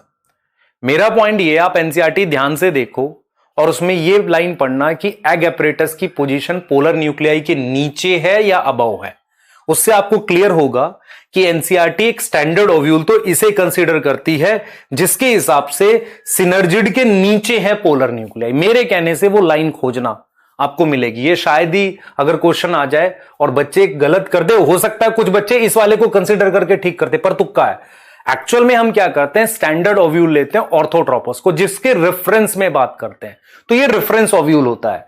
इसके अकॉर्डिंग पोलर न्यूक्लियाई सिनर्जिड या एग एपरेटस के नीचे होता है, ठीक है। ये बहुत डीप बात है, शायद ही कभी आपको ये कोई बताए या पता नहीं, ठीक है ना। अब ये आपके पास एनसीईआरटी है जिसपे हम डिस्कस कर सकते हैं। Gynoecium represent the female reproductive part, single pistil, more than एक ज्यादा होंगे तो क्या होगा, फ्यूज होगा तो क्या बोलेंगे, सिनकार्पस, ठीक है। फ्री होगा तो apocarpous. Each pistil have 3 part, stigma, style और ovary. The stigma serve as landing platform, style is elongated slender part beneath the stigma, basal bulge part is ovary, inside ovary is ovarian cavity, जिसको आप क्या बोलोगे, locule, याद है chamber. The placenta ovary cavity के अंदर है, आप देख रहे हो, मैंने कहा था ना चैम्बर के अंदर है, और आपने प्लेसेंटेशन की टाइप पढ़ी हुई है, ठीक है। अब यहां पर मुझे एक चीज आपको याद करानी है, जहां पर हम नंबर ऑफ ओव्यूल पे लिख सकते हैं। मैं यहां लिख रहा हूं, ध्यान दो, मैं क्या लिख रहा हूं बेटा, नंबर ऑफ ओव्यूल वेरिएबल होते हैं, इस डाटा को याद करना है। उसी के हिसाब से सीड, अगर मैं सिंगल लिखूंगा, एक ही ओव्यूल है ओवरी में, तो वो है मेरे पास गेहूं में, पैडी में और मैंगो में, ऑल्दो कोकोनट में भी होता है, एक ही ओव्यूल होता है, इसलिए एक सीड बनता है। और अगर मैनी आ जाए, मैनी के एग्जाम्पल देखो 3 दे रखे हैं, वाटरमेलन, ऑर्किड और पपाया। इनके अंदर काफी सारे ओव्यूल होते हैं, इसलिए काफी सारे सीड होते हैं। सही है सर, ये भी हमें याद करना है, सही। आ जाओ, ठीक है। ओव्यूल के लिए आप बात कर सकते हो, ये रहा, ठीक है। अब मेगास्पोरेंजिया को देख रहे हो, सिंगुलर को स्पोरेंजियम लिखा हुआ है, ठीक है। और हमारे पास स्टॉक का नाम फ्यूनिकल है। इंटेगुमेंट हो गया जो एनवलप कर रहा है, फ्यूज कर रहा है कहां पर, हाइलम पे, ठीक है। माइक्रोपाइल जहां इंटेगुमेंट नहीं होती, अपोजिट उस एंड को चेलेजल एंड कह रहे हैं, ठीक है, क्लियर है। फिर एनक्लोज कर रहा है न्यूसिलस को कौन, इंटेगुमेंट। एम्ब्रियोसैक बनता है, क्लियर है, क्या बनता है, एम्ब्रियोसैक बनता है। Megasporogenesis, the process of formation of megaspore from the megaspore mother cell is called megasporogenesis. Ovule generally differentiate a single megaspore, है ना, एक ही मेगास्पोर बनाता, मोनोस्पोरिक, ठीक है। It is a large dense cytoplasm, किसमें, डेंस साइटोप्लाज्म में, megaspore. Tapetum में भी था, याद आया आपको, ठीक है। और क्या करेगा, देखो मेगास्पोर मदर सेल में मियोसिस से मेगास्पोर बनेंगे, ठीक है। एक ही फंक्शनल होता है, इस तरह की डेवलपमेंट को क्या बोलते हैं, मोनोस्पोरिक। एक ही फंक्शनल होता है ना 4 में से, याद आ रहा है। आ जाओ, ये देखो यहां डायाड बना है, ये मियोसिस 1 हुई है बेटा, एमएमसी में मियोसिस, ये रहा एमएमसी जो है, मियोसिस 1 से डायाड बना। टेट्राड कब बना, जब मियोसिस 2 हो गई, तब जाके टेट्राड 4 मेगास्पोर बने हैं, उनमें से एक फंक्शनल है। अब उसकी हम माइटोसिस कर रहे हैं, देख रहे हैं, माइटोसिस 1 हुई, 2 हुई, ऐसे ये 8 सेल बन गए, 8 न्यूक्लियाई। फिर इसने ही बना दिया, तो इसने देखो ये बनाया। अब इसके अकॉर्डिंग ये ऊपर है ना पोलर न्यूक्लियाई के, ये एंटीपोडल है। अब इसने क्या किया, इस डायग्राम को घुमा दिया, एंटीपोडल इस साइड ले गया, ऊपर देखो यहां एंटीपोडल नीचे है, इसने घुमा दिया, तो इसका मतलब ये वाला एंड चैलेजल हो गया, यहां पहले नीचे था चैलेजल एंड, यहां पर। आ रही बात समझ आपको, ठीक है, क्लियर है। तो एक सीधे ओव्यूल में अगर मैं मान लो आपसे कहूं कि एक ऑर्थोट्रोपस ओव्यूल बनाओ, तो उसमें ये वाला डायग्राम है ना, ये वाला, क्लियर हो गई बात। तो उसमें तो ये वाला आएगा, उल्टा वाला बनाओगे तो ऐसा आएगा, पर स्टैंडर्ड ओव्यूल वो है, उसके अकॉर्डिंग हम बात कर रहे होते हैं, उसके रेफरेंस में। तो ये देख लो, सिनर्जिड्स, एग एपरेटस, ये चीज हो गई। अब यहां देखो ये पीछे दिख रहा है, ये डायग्राम में एग सेल पीछे दिख रहा है, पीछे नहीं है बेटा, ट्राइंगल है। मैं आपसे कहूं कोई ऐसी अरेंजमेंट बताओ सेल की जिसमें चारों सेल आपस में कनेक्शन बना सके, टेट्राड, 3 ऐसे और एक ऊपर लगा दो। ट्राइंगल के ऊपर आप टेट्राहेड्रल शेप नहीं हो सकती वो, ठीक है। तो इसको कंप्लीट करो। नेक्स्ट लेक्चर में पॉलिनेशन और आउटब्रीडिंग डिवाइसेस कंप्लीट करेंगे, एक बड़ा लेक्चर आएगा। फिर उसके बाद हम पढ़ेंगे फर्टिलाइजेशन और वो सारी चीजें, फिर उसके बाद एपोमिक्सिस वाली बात करेंगे। क्लियर है बेटा? सही है, चलिए बाय।